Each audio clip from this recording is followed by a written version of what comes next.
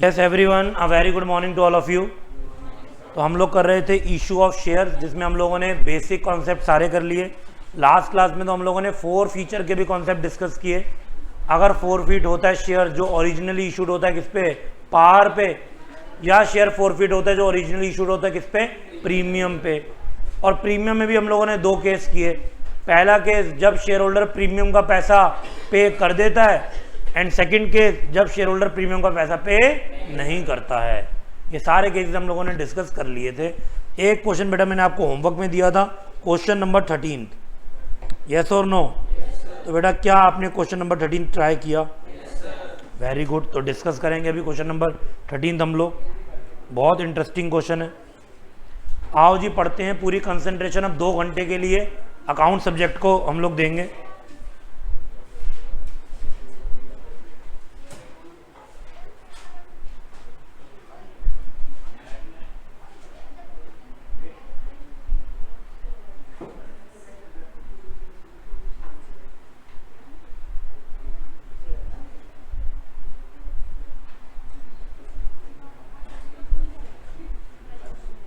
All right, तो पढ़ना start करते हैं।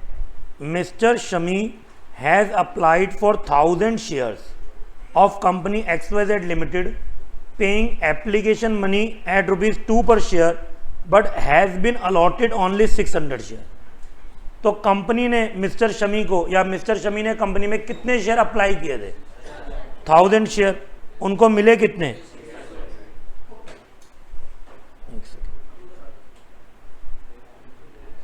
हाँ जी, उनको मिले कितने? 600 शेयर। तो पहले छोटी छोटी बातें लिख लेते हैं हम लोग।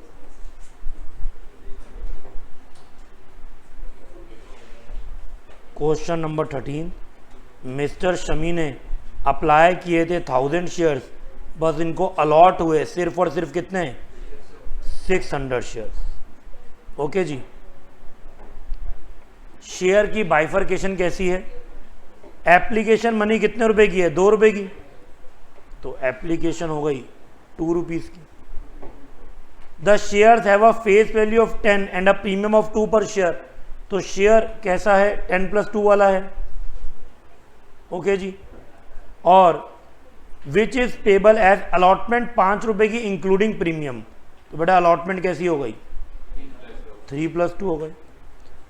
And final call of ₹5। तो फाइनल कॉल कितने की हो गई? टैली हो गया कि नहीं हुआ?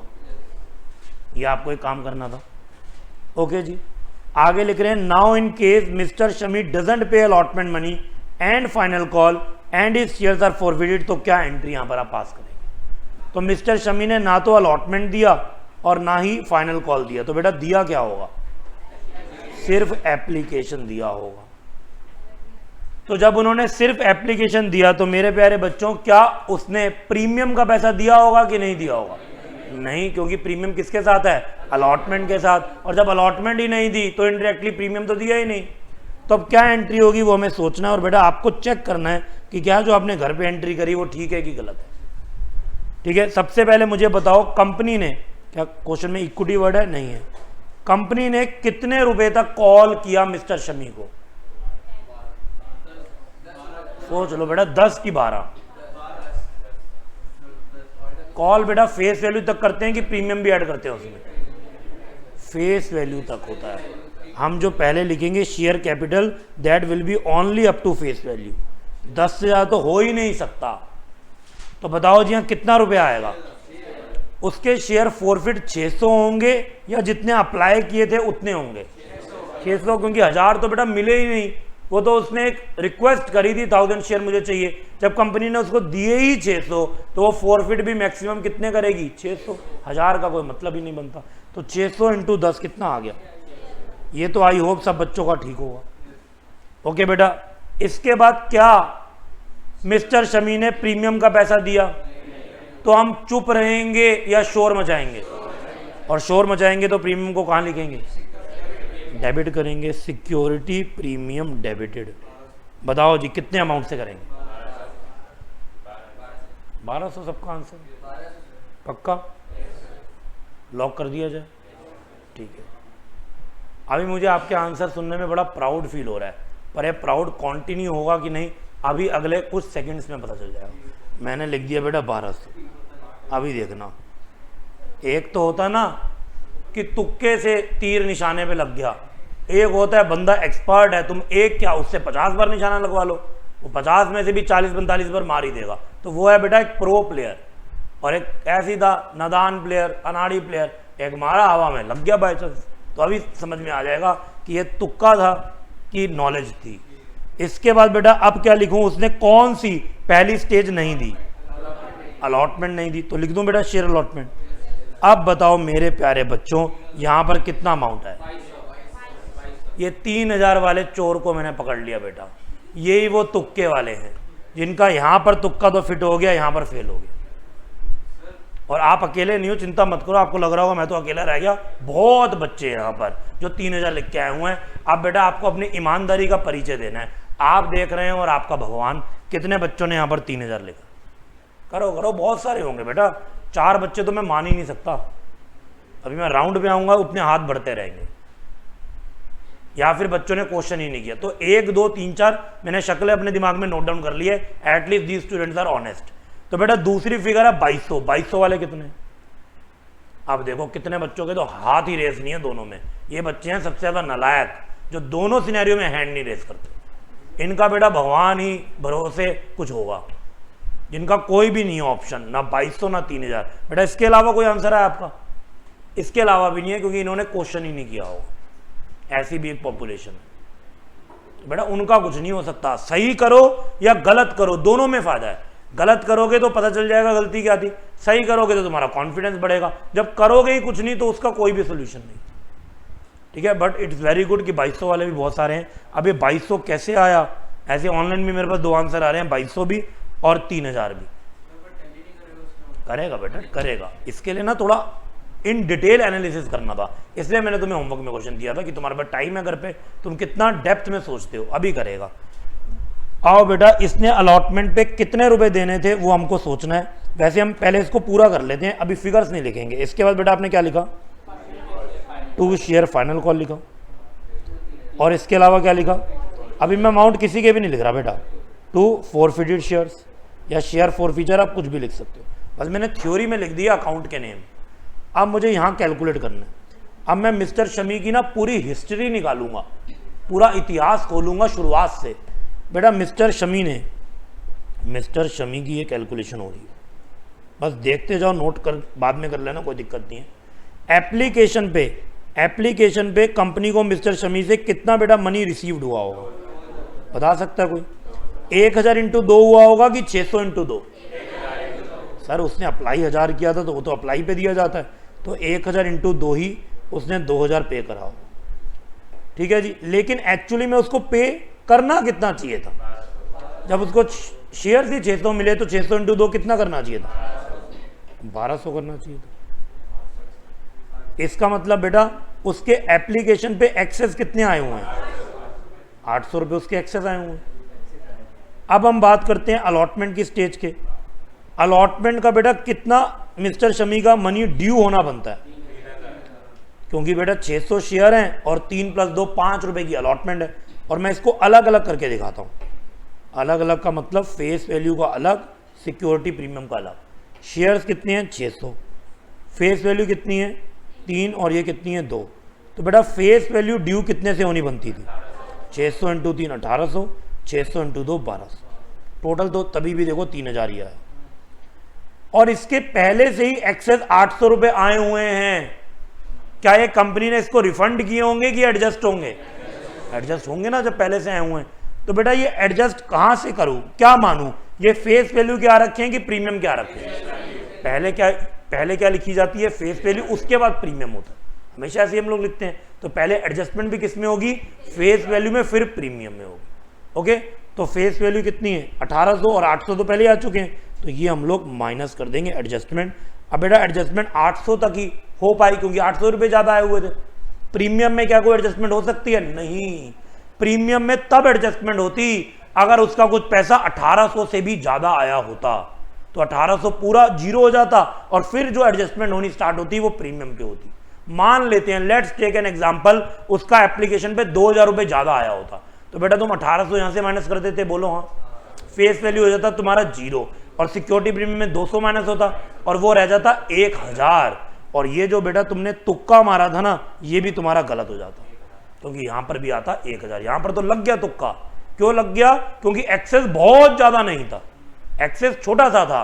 अगर वो बहुत ज्यादा होगा तो तुम्हारा ये अमाउंट भी गलत होगा। इसलिए मैंने बोला था, तुमने बोला तो बहुत सारे बच्चों ने 1200, कितनों ने नॉलेज से बोला और कितनों ने तुक्का मारा। बच्चे अगले पॉइंट में ही डिफरेंशिएट हो गए दोनों कैटेगरी। ठीक है जी। तो आप देखो, तो फेस वैल्यू की हम बात करें तो अब इसकी कितनी रहती है 1000 और सिक्योरिटी प्रीमियम पूरा का पूरा 1200 और टोटल पैसा कितना रहता है। और ये 2200 क्या हमें मिला? ये 2200 हमें नहीं मिला। तो अगर अब हमसे कोई पूछेगा मिस्टर शमी ने अलॉटमेंट के कितने रुपए नहीं दिए, क्या करेक्ट आंसर होगा 3000 नहीं दिए या करेक्ट आंसर होगा 2200 नहीं दिए? इसलिए आंसर क्या था? 2200 था।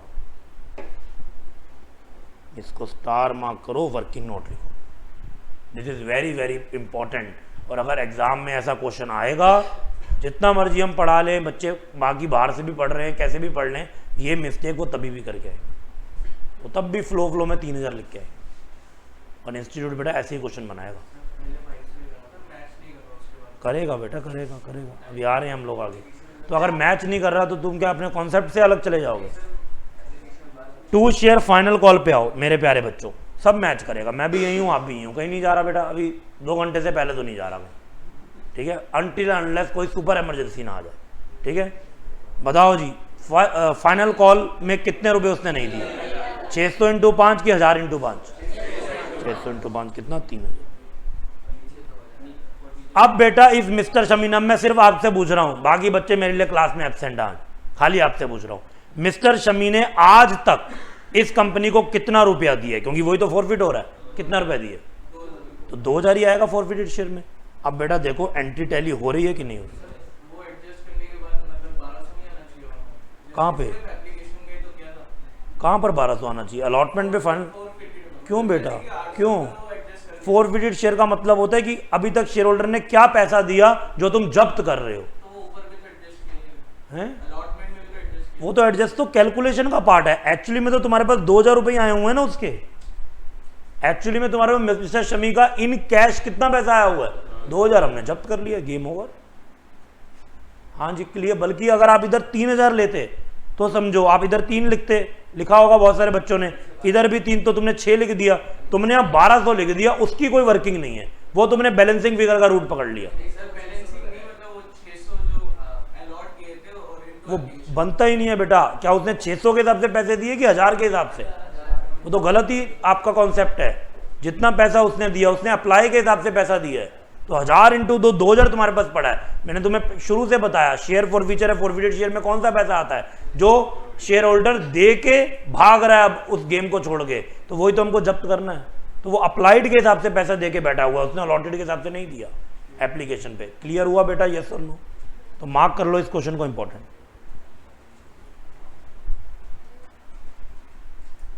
Okay, clear to all of you? चलो जी, बहुत बढ़िया, जबरदस्त। आगे चलते हैं बेटा, आगे चलते हैं। एक्सपर्ट बन जाओगे बेटा इशू ऑफ शेयर्स में, अगर ये ऐसे ऐसे क्वेश्चन अच्छे से करोगे। और इशू ऑफ शेयर हो गया तो इशू ऑफ डिबेंचर इसी की कॉपी है 70%। बोनस राइट इशू में भी हेल्प मिलेगी और डिबेंचर रिडम्पशन में भी हेल्प मिलेगी। लिखो जी फटाफट से, how to calculate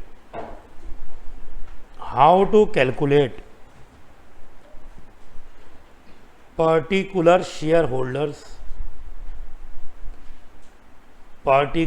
shareholders allotted shares।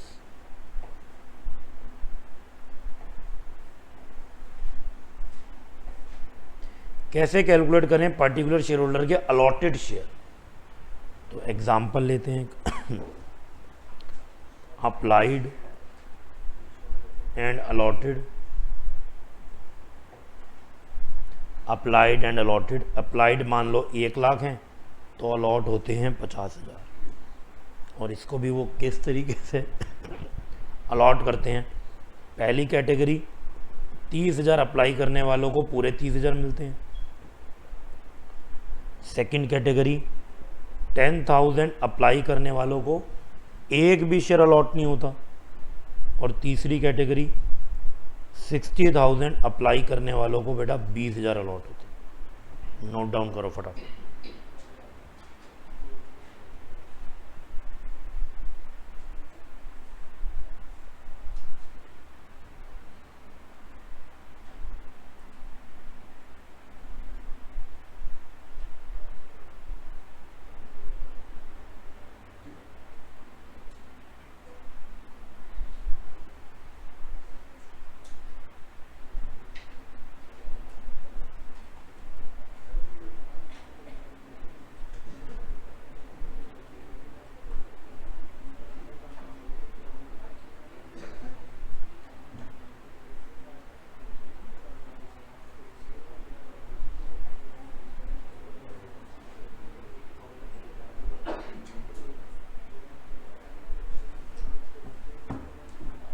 हाँ जी बच्चों, ठीक है जी।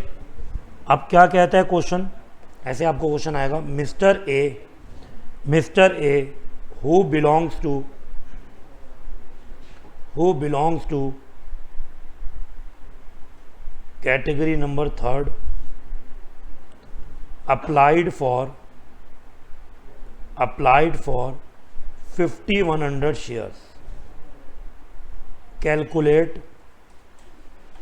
calculate how many shares are allotted to Mr. A। बताओ जी। 1700 बेटा, दिमाग की बत्ती जल गई। बहुत आसान सी बात थी, बहुत छोटी सी बात थी। ओके, ये छोटी सी बात बड़े से क्वेश्चन में एक छोटा सा पॉइंट बन के आती है ना जब, तो हम ये बात भूल जाते हैं, क्योंकि तब तो इसके अलावा 10-12 चीज़ें और चल रही हैं। अभी सेपरेटली बस इसी की बात हो रही है तो पूरी कंसंट्रेशन इसी की है, क्योंकि अभी बात ही बस इस पे करनी है तो दिमाग तो चलेगा। अब जब इतनी सारी बातें एक फुल फ्लैज 15 नंबर का क्वेश्चन इंस्टीट्यूट देता है उसमें चलती हैं, तो हम इसको आया गया कर देते हैं, अरे कुछ नहीं होगा, ऐसे ही लिखा होगा। लेकिन अगर ये नहीं कैलकुलेट करेंगे तो गड़बड़ होगी। इसको कैलकुलेट करने के बेटा 50 तरीके हैं, तुम्हारा मैथ्स कैसे भी काम करता है तुम कैलकुलेट कर सकते हो। क्या करना है इसमें हमको, आओ देखते हैं बेटा। मिस्टर ए है वो तीसरी कैटेगरी में, मतलब यहां पर बैठा हुआ है, इस वाली कैटेगरी में बेटा बैठा हुआ है, और आपको उसके अप्लाइड शेयर दिए हैं। ठीक है जी, मतलब ये वाले शेयर दिए, ये अप्लाइड वाला कॉलम है तो मैंने यहां पर लिख दिया मिस्टर एक्स के, और कह रहे हैं इसके अलॉट बताओ। तो तुम्हें तो रेशियो दिख ही रही है, हर 6 अप्लाई करने वाले को 2 मिलते हैं, यही कह सकते हैं हर 3 अप्लाई करने वाले को 1 मिलता है। तो अगर 5100 अप्लाई किया तो तुम्हें कितना मिला, डिवाइड बाय 3, कितना आंसर हो गया 1700 एक्चुअल में तुम्हें अलॉट हुए। क्योंकि अगर हम मिस्टर एक्स के अलॉट शेयर नहीं निकालेंगे तो मेरे प्यारे बच्चों, क्या मैं उसकी 4 फीचर की और आगे की एंट्रीज कर सकता हूँ? नहीं कर सकता, इसलिए मुझे पता होना चाहिए। और इसको अब प्रॉपरली अगर हम लिखें कैसे निकाला, तो बहुत ही सिंपल है बेटा। ये बात तो आप जानते हो कि जो अलॉट होगा फिगर वो अप्लाइड से कम होगी कि ज़्यादा होगी, हमेशा कम होगी, तो मुझे आंसर कम चाहिए।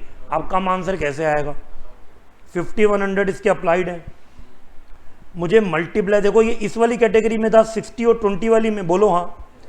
अब एक नंबर से मुझे मल्टीप्लाई करना है और 1 से डिवाइड। मल्टीप्लाई ज़्यादा वाली फिगर से करूं तो फिगर एक्चुअल में कम आएगी, या कम वाली से करूं, कम वाली से, ये हमारा मैथमेटिक्स कहता है। तो मल्टीप्लाई करो 20,000 से, डिवाइड कर दो 60,000 से, तो ये कितना आ गया 1700। और इसके बिना तुम खुद ही निकाल सकते हो, जैसे तुमने निकाला, तो उससे बढ़िया तो कोई बात ही नहीं है। ठीक है जी, ये इंस्टीट्यूट नहीं, ये बड़ी सारी बुक्स और इंस्टीट्यूट की बुक भी बोलती हैं कि हमने एक फॉर्मूला इन्वेंट कर लिया। बट बेटा कोई फॉर्मूला है क्या, this is just a common sense. Formula इसका बोलना हो तो बोल लो, आओ बोले, क्या फॉर्मूला हो जाएगा, applied shares into total allotted divided by total applied. ये कोई फॉर्मूला है बताओ, इससे आज निकल जाएंगे आपके अलॉटेड शेयर। वो कहता है ये ऐसा फॉर्मूला है, एक जादू का मंत्र है, ये लगाओगे तभी निकलेगा आंसर।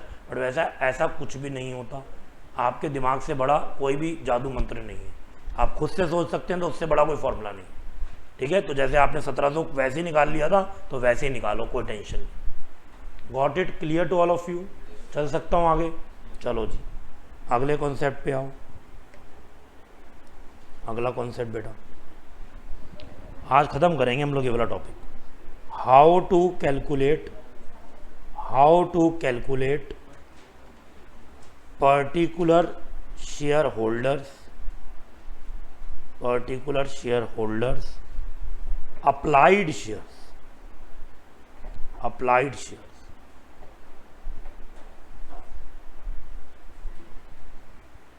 ओके जी, how to calculate particular shareholders applied share. अब क्या सिचुएशन है हमारे पास,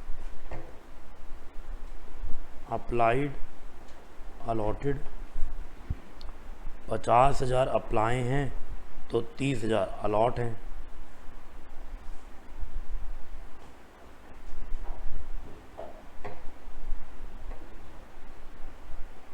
पहला 10,000 अप्लाई करने वालों को कुछ भी नहीं मिलेगा, ये रिजेक्शन वाली कैटेगरी है।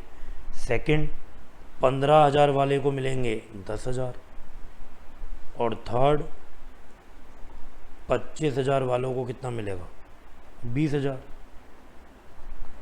एंड क्वेश्चन में कह रहे हैं mister B who falls in category number second, category number second was allotted 750 shares। Calculate his applied share। इतनी जल्दी आंसर आ गया, कितना कह रहे हो 1125। ठीक है बेटा, तो इतनी जल्दी आंसर जैसे निकाल रहे हो ऐसे फुल फ्लेज क्वेश्चंस के टाइम पे भी मुझे तुमसे आंसर चाहिए, और ऐसे पेपर में भी चाहिए। अभी मैंने पिछला वाला क्वेश्चन कराया था ना लास्ट क्लास में, 2-3 बच्चे मेरे पास आए, बाहर मिलने आए थे, आपको पता होगा, मैं नाम वाम नहीं लेना चाहता, मुझे याद भी नहीं है नाम। कहते सर जो आपने क्वेश्चन कराया ना पिछली बार एग्जाम में बिल्कुल ऐसे ही क्वेश्चन आया था, पर हमारा गलत हो गया, पता नहीं हमने क्या करा। कौन था आप में से, था कोई बेटा? आए तो थे बेटा, यहीं पर बाहर बात हुई थी, फिर सर पता नहीं चला क्या गलती हो गई, अब मैं कॉपी भी मंगवाऊंगा, मैंने उसको बताया कैसे कॉपी निकलेगी। तो बेटा पहले मैं आप लोग को एक बता देता हूँ एक चीज़, अगर आप लोगों ने कॉपीज़ नहीं निकलवाई तो ज़रूर निकलवा लेना। कॉपी निकलवाने का ये मतलब नहीं होता कि आपको बस मार्क्स गलत दिए उन्होंने या कुछ उनसे ही लड़ना है, उसका मतलब होता है आपको एक गाइडेंस मिल जाती है कि अगली बार क्या नहीं करना, क्या आपने प्रेजेंटेशन मिस्टेक की थी, मुझे दिखाओगे मैं आपको गाइड कर पाऊंगा। आपको इंस्टीट्यूट के मोड से निकलवाना है तो ठीक है, नहीं तो आपके पास RTA का भी ऑप्शन है, आप उससे निकलवाओ। और जो बच्चों ने क्वालिफाई नहीं किया उनको जरूर निकलवानी चाहिए, पक्का निकलवानी चाहिए।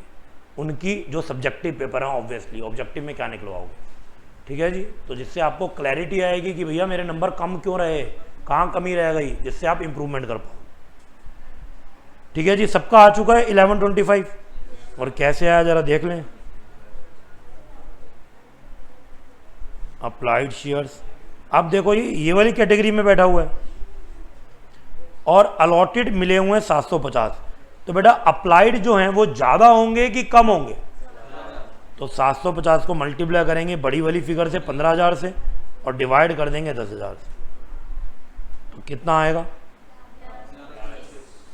1125 इसके अप्लाइड। करो बेटा नोट डाउन, डन। अब चलते हैं next concept, again very important concept, और I can say last concept of issue of share. उसके बाद तो जो हमने छोटे छोटे कॉन्सेप्ट करे हैं ना, उन सबको इकट्ठा करना है फुल फ्लैज क्वेश्चन के लिए। तो अब जो लास्ट कॉन्सेप्ट है हमारा, लास्ट जो ब्लॉक बचा हुआ है हमारा, उसका नाम क्या है, उसका नाम है री इशू ऑफ फॉरफिटेड शेयर्स। अब कंपनी ने शेयर फॉरफिट कर लिया तो क्या कंपनी उस शेयर को अपने पास संभाल के रखेगी? नहीं, कंपनी उस शेयर को किसी और अनदर शेयर होल्डर को री इशू कर देगी, ताकि उसकी कैपिटल उतनी रेज बन जाए दोबारा से जो उसकी कैपिटल कम हो गई है। सर कैपिटल कम कैसे हुई? बेटा अभी तो फॉरफीचर में हमने शेयर कैपिटल को डेबिट किया था कि नहीं? शेयर कैपिटल को क्रेडिट करते हैं तो बढ़ती है, डेबिट करते हैं तो कम होती है, तो उसको वापस से अपने उसी अमाउंट पे लेकर आनी है। ठीक है जी, वापस से उसी अमाउंट पर लेकर आनी है। तो अब वो री इशू करेगा किसी और शेयर होल्डर को जिसको कंपनी का शेयर चाहिए होगा। तो हम लोगों ने पढ़ा इशू की बात में कि आप इशू कर सकते हो पार पे या प्रीमियम पे, डिस्काउंट पे इशू करना प्रोहिबिटेड है। कौन सा सेक्शन कहता है? 53। ठीक है जी, क्या री इशू भी हम डिस्काउंट पे नहीं कर सकते? अब तो बेटा सेकेंड हैंड शेयर हो गया, ये तो मुश्किल है बिकना पार पे या प्रीमियम पे, तो डिस्काउंट पे लोग लेना चाहेंगे, तो ये हम डिस्काउंट पे इशू कर सकते हैं कि नहीं? कर सकते हैं, बिल्कुल कर सकते हैं। पर कितने डिस्काउंट पे? 10 रुपए का शेयर बेटा 1 रुपए का दे दूं री इशू में? या ऐसा भी कोई रूल है कि कुछ कंडीशन है? क्या कंडीशन है? Let's take an example. जो ओरिजिनल शेयर था, ओरिजिनल शेयर की बात करते हैं बेटा, जो ओरिजिनल शेयर था उसकी बाइफरकेशन थी, एप्लीकेशन थी 3 रुपये की, अलॉटमेंट थी 2 रुपये की, फर्स्ट एंड फाइनल कॉल थी 5 रुपये की। मैं सिंपल रख रहा हूँ बिल्कुल। पहले व्यक्ति ने ऑब्वियसली एप्लीकेशन दी, अलॉटमेंट नहीं दी, फर्स्ट फाइनल नहीं दी, हमने कर दिया फॉरफिट। अब वो शेयर हमारे पास आ गया, हमारा मतलब कंपनी के पास। अब कंपनी उसको क्या करने वाली है? री इशू। ओके जी। और कंपनी का शेयर आसानी से बिक नहीं रहा, री इशू नहीं हो रहा, तो कंपनी बेटा 10 रुपये का शेयर कितने रुपए डिस्काउंट पे दे सकती है? 3 रुपये बोल रहे हैं आगे वाले बच्चे, पीछे वाले 3 ही बोल रहे हो? हाँ जी। और कोई आंसर बेटा? अच्छा, मैं 9 रुपये 10 रुपये का शेयर इशू कर सकता हूँ, कोई दिक्कत नहीं है। 9 का कर सकता हूँ, 8 का कर सकता हूँ, 7 का कर सकता हूँ, 6 का कर सकता हूँ, 6 का नहीं कर सकता, क्योंकि अगर मैंने बेटा 6 का कर दिया ना तो ऐसा लगेगा जैसे इनडायरेक्टली मैंने शेयर डिस्काउंट पे इशू कर दिया। और उसकी बात भी सेक्शन 53 में बोली है, डायरेक्टली या इनडायरेक्टली भी तुम डिस्काउंट पे इशू नहीं कर सकते। सर इनडायरेक्टली कैसे हो गया? यहां तुम्हें कितने रुपए मिले? अब तुम 6 रुपए में करने वाले थे, तो 6 और 3 कितना हुआ? शेयर कितने का है? 1 रुपए का डिस्काउंट हो गया। अगर मैं 7 का भी इशू करूं तो पहले कितने कमा चुके हो? 3। अब कितने मिलेंगे? तो कितना हो गया? 10 पार ही है, तो इसमें कुछ है ही नहीं। मैं 7 से 6.5 पे भी इशू नहीं कर सकता बेटा। तो ज्यादा से ज्यादा मैं डिस्काउंट कितना दे सकता हूं? 3 रुपए का दे सकता हूं, उससे ज्यादा नहीं दे सकता। बाकी 10 का रीइशू कर दूं तो बहुत ही बढ़िया, 11, 12, 15, 20, 50, 100 का कर दूं पुराना शेयर तो बहुत ही बढ़िया। और इतने के भी बेटा होते हैं, जब कंपनी ग्रो ही बहुत अच्छा कर रही होती है। वो तो नालायक था, कितना बढ़िया शेयर छोड़ के भाग गया, पीछे लाइन लगी हुई है ऐसे शेयर लेने वाले की, तो कंपनी उसको भी फर्दर प्रीमियम पे री इशू कर देती है। समझ में आया बेटा बात? तो इसी को अब हमको अप्लाई करना है अपने क्वेश्चंस में। तो पहले लिखते हैं इसके बारे में थोड़ी सी थ्योरी, क्योंकि ट्रू फॉल्स क्वेश्चन में भी कुछ पूछ सकते हैं। फिर चलेंगे हम लोग इसकी एंट्री पे और फिर करेंगे प्रैक्टिकल क्वेश्चंस। आओ जी बेटा लिखना स्टार्ट करें। The share after it gets forfeited, after it gets forfeited, जब वो फॉरफिट हो चुका होता है, stays in the hands of a company, in the hands of a company, company के हाथों में आ जाता है। Stays in the hands of a company and this company can any time, and this company can any time reissue the forfeited shares wholly और partly. ये जरूरी नहीं है कि जितने फॉरफिट किए हैं सारे ही एक व्यक्ति को रीइशू करने हैं, आप कुछ कर सकते हैं। या क्या पता आपके पास जो अगला ग्राहक आया वही कह रहा है कि भैया आपने तो 500 फॉरफिट किए लेकिन मुझे 200 चाहिए, तो क्या उसको मना कर दोगे कि 500 लेने हैं तो ले, हम तो उसी को ढूंढ रहे हैं जो पूरे 500 ले, 200 नहीं देंगे, 200 दे दो, कुछ तो लोड कम हुआ, फिर किसी को 200 दे देना, फिर 100 दे देना, कोई टेंशन नहीं है।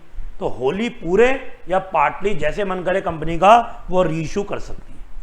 लेकिन इसमें एक चीज का ध्यान रखना जो हम ऑलरेडी डिस्कस कर चुके हैं, loss on reissue can not exceed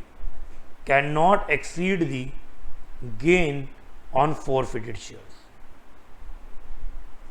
कह रहे हैं जो रीइशू पे आपका लॉस होगा ना, वो आपका जो गेन हुआ था फॉरफीचर पे उससे ज्यादा लॉस नहीं हो सकता।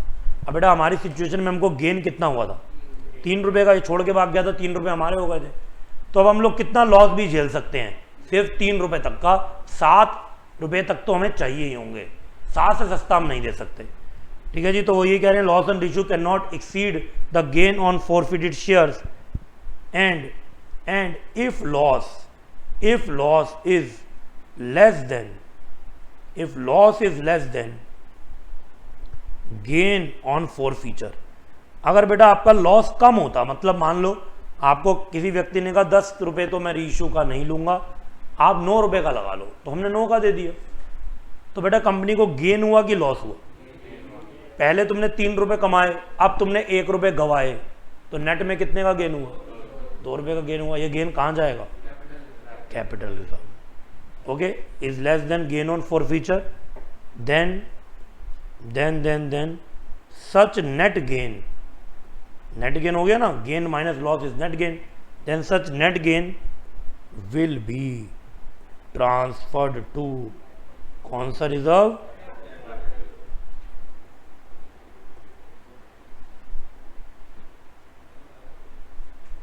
करो जी बेटा नोट डाउन।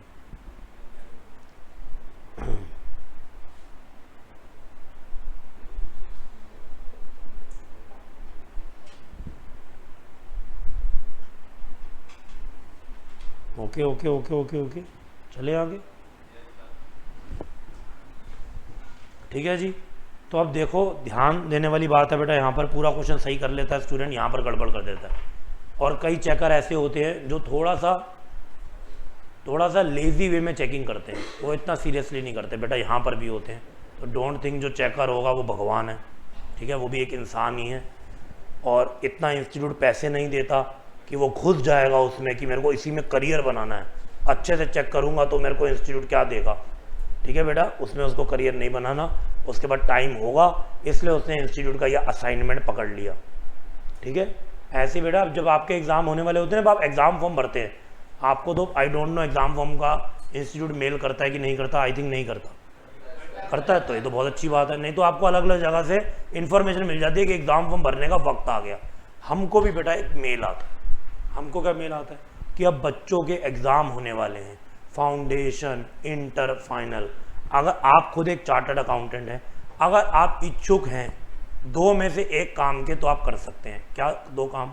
या तो जहाँ पेपर होंगे सेंटर पे अलग अलग, आपके पास टाइम है तो आपको वहाँ पर हम आपकी वो लगा देंगे, हम वहाँ पर रिक्वायरमेंट लगा देंगे और आपको वहाँ पर विजिट करना होगा, जिसके लिए आपको मिलेंगे, बहुत कम पैसे होते हैं, मात्र शायद 2500 रुपये एक दिन के। तो बेटा इतना कोई खाली नहीं बैठा हुआ, जो बैठे होंगे या जिनको इसमें इंटरेस्ट आता होगा वो शायद कर लेते होंगे। कितने तुम्हारे 6 पेपर ही तो हैं इंटर में, कितने ही बन जाएगा, और उससे अपना रेगुलर शेड्यूल बदल लो। जॉब वाले तो वैसे भी नहीं जा सकते, उनकी जॉब चल रही है, और बाकी जिसका जॉब नहीं चल रहा कुछ और चल रहा है, तो चल तो वो भी रहा है ना, तो वहाँ उनकी रिक्वायरमेंट बड़ी मुश्किल से बेटा फुलफिल होती है। दूसरा काम, अगर आप पेपर चेक कर सकते हैं तो आपको पेपर चेक करने के लिए भी हम पेपर के बाद बुलाएंगे, और इतने रुपए आपको पर पेपर मिलेंगे, which is very very very less amount, बहुत ही कम बेटा अमाउंट है। ठीक है, तो बताओ कोई और करना, लेकिन रिक्वायरमेंट ये है कि चार्टर्ड अकाउंटेंट को तुम्हारे पेपर चेक करने, तो खुद सोच के बताओ, एक चार्टर्ड अकाउंटेंट क्या पेपर चेक बड़े इंटरेस्ट से करता होगा कि मुझे इस पेपर को चेक करके 80 रुपये मिलेंगे, 3 घंटे का पेपर है, मैं अच्छे से चेक करता हूँ एक एक वर्ड, या बेटा निपटाएगा वो, निपटाएगा। तो जब इश्यू ऑफ शेयर्स का क्वेश्चन आएगा और 15 नंबर तुम्हें दे के जाएगा, तो वो कब दे के जाएगा? जब तुम्हारा कैपिटल रिजर्व का आंसर टैली करेगा, और ये टैली हो गया ना, तो बिलीव मी, हम यहाँ पर बेटा टेस्ट और बेटर तरीके से चेक करते होंगे, हालांकि हम खुद नहीं करते, शायद आपको पता है कि नहीं पता। ठीक है, हम भी नहीं कर सकते बेटा। अभी तो ये वाला बैच आपको पता है कौन सा बैच है, ये रॉ बैच नहीं है। रॉ बैच कौन सा होगा? जो अब आएगा, मार्च में बच्चे बोर्ड का पेपर देंगे और सितंबर में पहला अटेम्प्ट देंगे, वो होता है ओरिजिनल बैच। ठीक है, उसमें स्ट्रेंथ हमारी चली जाती है 400-500 के आसपास टोटल स्ट्रेंथ। क्या हम बेटा 500 पेपर चेक कर सकते हैं? फिर हम बोलेंगे अभी 10 दिन क्लास नहीं होंगी, पेपर ही चेक हो रहे हैं, वो तो नहीं पॉसिबल हो सकता।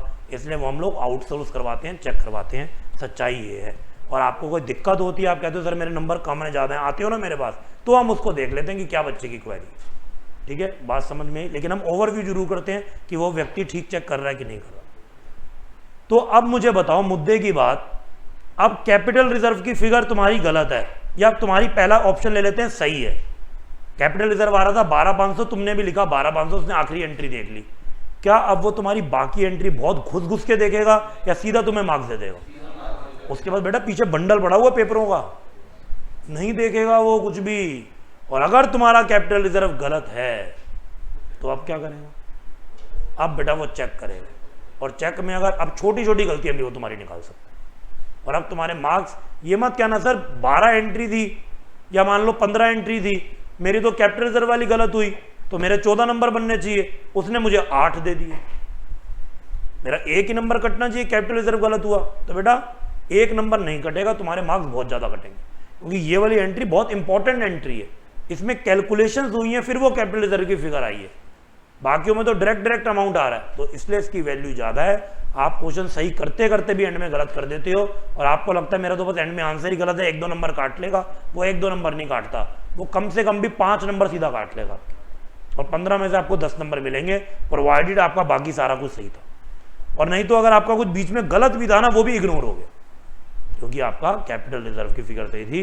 वो मान के चलता है ये ठीक है, तो सब कुछ ठीक किया होगा तभी आया ना, तो क्या मैं इसमें चेक करूँ? अगला क्वेश्चन देखता हूँ। साइकोलॉजी पढ़ो, समझो चेकर की। चेकर के बाद तुम्हारे 3 घंटे को पेपर को चेक करने के लिए 30 मिनट भी नहीं है बेटा। तुमने 3 घंटे में वो पेपर लिखा है, वो 30 मिनट भी नहीं दे सकता, उसको 10 से 15 मिनट में एक शीट चेक करनी है। ओके, 10 से 15 मिनट में भी करेगा, 15 मिनट मान लेते हैं, और 100 रुपये मान लेते हैं उसको मिल रहा है, ठीक है जी। 1 घंटे में उसने कितना कमाया? 400 रुपये, ठीक है, इतनी कैलकुलेशन आती है। और ये जाके बेटा चेक करने होते हैं, पेपर घर पे नहीं दे दिए जाते उस सीए को, जा बेटा घर पे चेक कर ले, फिर तो वो किसी से भी करवा लेगा, सेंटर पे ही जाना पड़ेगा उसको, जो इंस्टीट्यूट का है। तो कितने घंटे वो बैठेगा उनके ऑफिस में चेक करने के लिए? हैं, ब्रेक भी लेगा बेटा। इफेक्टिव घंटों की बात करो, यानी कि चेक ही करता जा रहा है, सजा नहीं मिली बेटा उसको। 6 मान लेते हैं, 1 घंटे में तुमने उसकी कितनी कमाई बनाई थी? 6 घंटे की कितनी हुई? मात्र 2400 बेटा, कुछ भी नहीं है 2400 एक क्वालिफाइड चार्टर्ड अकाउंटेंट के लिए 1 दिन का, ठीक है जी।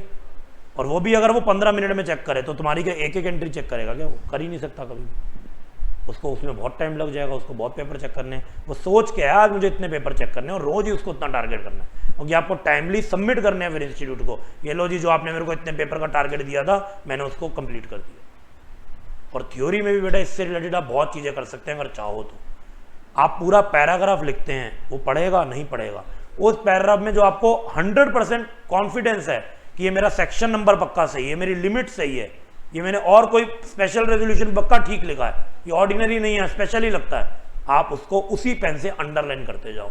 वो पूरे पेज में बेटा उसको खाली अंडरलाइन वाली 10 चीज़ें दिखेंगी बस। अब बाकी तुमने कितना भी बुरा लिखा हुआ है वो देखने नहीं वाला, उसकी नज़र ही नहीं पड़ेगी उसको, और वो उसी में तुम्हें मार्क्स देगा। करके देखो ये बेटा, मार्क्स कहाँ से कहाँ पहुँच जाएंगे तुम्हारे, जिन बच्चों ने अभी सेकंड अटेम्प्ट देना। अगर तुमको थ्योरी में कोई दिक्कत आई थी, थ्योरी मतलब लॉ में, फ़र्क देख लेना रिजल्ट में कितना आया। तुम कहोगे सर करा तो हमने अभी भी वैसे ही था, रिजल्ट लेकिन बहुत ज़्यादा फर्क आया। ये करना मैंडेटरी है, ऑप्शनल नहीं है, करना ही पड़ेगा। आप उसमें जो भी लिख रहे हो आंसर, उसमें की पॉइंट को बस अंडरलाइन कर दो, लेकिन वो तुम डैम श्योर होने चाहिए कि ये ठीक ही है। जिसमें डाउट है उसको अंडरलाइन ही मत करो, उसको बस लिख के छोड़ दो। अकाउंट्स में ऐसे, थ्योरी में ऐसे, it will make wonders in your paper. Tried and trusted strategy है, आप ऑप्ट करोगे आपको दिख जाएगा, ठीक है जी। चलें अब इसकी एंट्री पे, जर्नल पे। तो आओ जी, जर्नल एंट्री क्या होगी?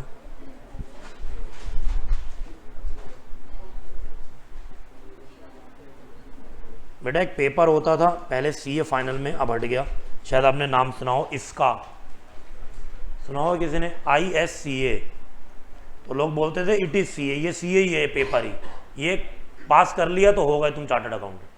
बहुत सारे ऐसे लोग हैं, अपने किसी सीनियर लोगों से पूछना, बहुत सारे ऐसे लोग हैं, या जो यहाँ पर भी बाकी फैकल्टीज हैं उनसे पूछ सकते हो, सीनियर ही आपके लिए, जिनके इस पेपर ने बेटा सीए बनने के ख्वाब तोड़े हैं, ख्वाब तोड़े हैं। अगर कोई पुराना व्यक्ति है ना, आपका कोई रिश्तेदारी में हो कहीं पे भी, अगर वो सीए नहीं बना तो इस पेपर की वजह से नहीं बना होगा, उसके 90% चांस है, 10% चांस है मे बी और भी पेपर में वो परेशान हो रहा हो, लेकिन 90% चांस है इस पेपर की वजह से बहुत लोग चार्टर्ड अकाउंटेंट नहीं बने। अटेम्प्ट देते थे, फेल, अटेम्प्ट फेल, कितने देगा अटेम्प्ट फेल, छोड़ दिया, जॉब पे लग गए, सीए छोड़ दी। क्योंकि ये क्या पेपर था? Information systems control and audit, इसकी फुल फॉर्म। इंफॉर्मेशन सिस्टम मतलब कंप्यूटर, टेक्नोलॉजी, ओके, और बाकी लैंग्वेज, प्रोग्रामिंग लैंग्वेज, इसमें तो हम लोग जीरो हैं, हमने कभी बचपन में नहीं पढ़ा, हमारा इंटरेस्ट भी नहीं शायद होगा, इसीलिए भी हम लोग यहाँ हैं। हमने तो C++ और ये चीज़ें नहीं पढ़ी, लेकिन हमारे सिलेबस में डाल दिया। उन्होंने कहा भैया सीए बन रहे हो तो ये टेक्नोलॉजी भी आपको आनी चाहिए, और सीए वाले बच्चे जनरली टेक्नोलॉजी से पीछे भागते हैं, तो इसलिए बहुत बच्चे फंसे। और इंस्टीट्यूट के चेकर, वो भी तो सीए ही हैं, वो भी तुम्हारी अपनी बनाई हुई लैंग्वेज को सपोर्ट नहीं करते थे, वो कहते थे हमें ज्ञान ही नहीं है, तुमने अपनी लैंग्वेज में लिखा, सही भी लिखा होगा, मुझे एज अ चेकर ही नहीं पता, तो मैं तुम्हें कैसे मार्क्स दे दूं। तो वो क्या करता था बेटा, जो उसके बाद आंसर्स आए, और वो आंसर्स आए जो इंस्टीट्यूट की बुक थी ना, उसी के पूरे पूरे पैराग्राफ कॉपी पेस्ट, उस क्वेश्चन को जहां से उठाया as it is copy paste करके आंसर्स बनते थे, और उसी से वो चेक करता था, एक एक वो लाइन उसमें मिलाता था, वर्ड मिलाता था, उसको दिखता था हाँ आसपास है तो मार्क्स देता था, नहीं दिखता था चाहे उसी का मीनिंग इनडायरेक्ट लैंग्वेज में लिखा हो, समझाने वाले ने अपनी लैंग्वेज में एक्सप्रेस कराओ, सीधा उसको काट दिया जाता था। अब ये सही है कि गलत है उस पर मैं डिस्कशन नहीं कर रहा, पर कटता जरूर था। आप सोच रहे होंगे सर सही तो है, क्यों कटता था, जब उसने अपनी लैंग्वेज में भी समझा ही दिया वो बात, तो मार्क्स तो मिलने चाहिए, लेकिन नहीं मिलते थे, ये कड़वा सच था। ठीक है, तो लोगों ने इसको रटने की कोशिश की। अब कितना रटोगे बेटा थ्योरी जैसे पेपर को, जो समझ तो तुम्हें आ नहीं रही, समझने के साथ रटा जा सकता है फिर भी, और बिना समझने के साथ खाली रटो, that is a quite difficult task. तो इसकी यही स्ट्रेटेजी, जब मैंने खुद भी इस पेपर को अटेम्प्ट किया, यही बनाई कि भैया सारा तो नहीं रटा जा सकता, ये तो पॉसिबल ही नहीं है, तो वो काम ही मत करो जो अपने हाथ में नहीं है।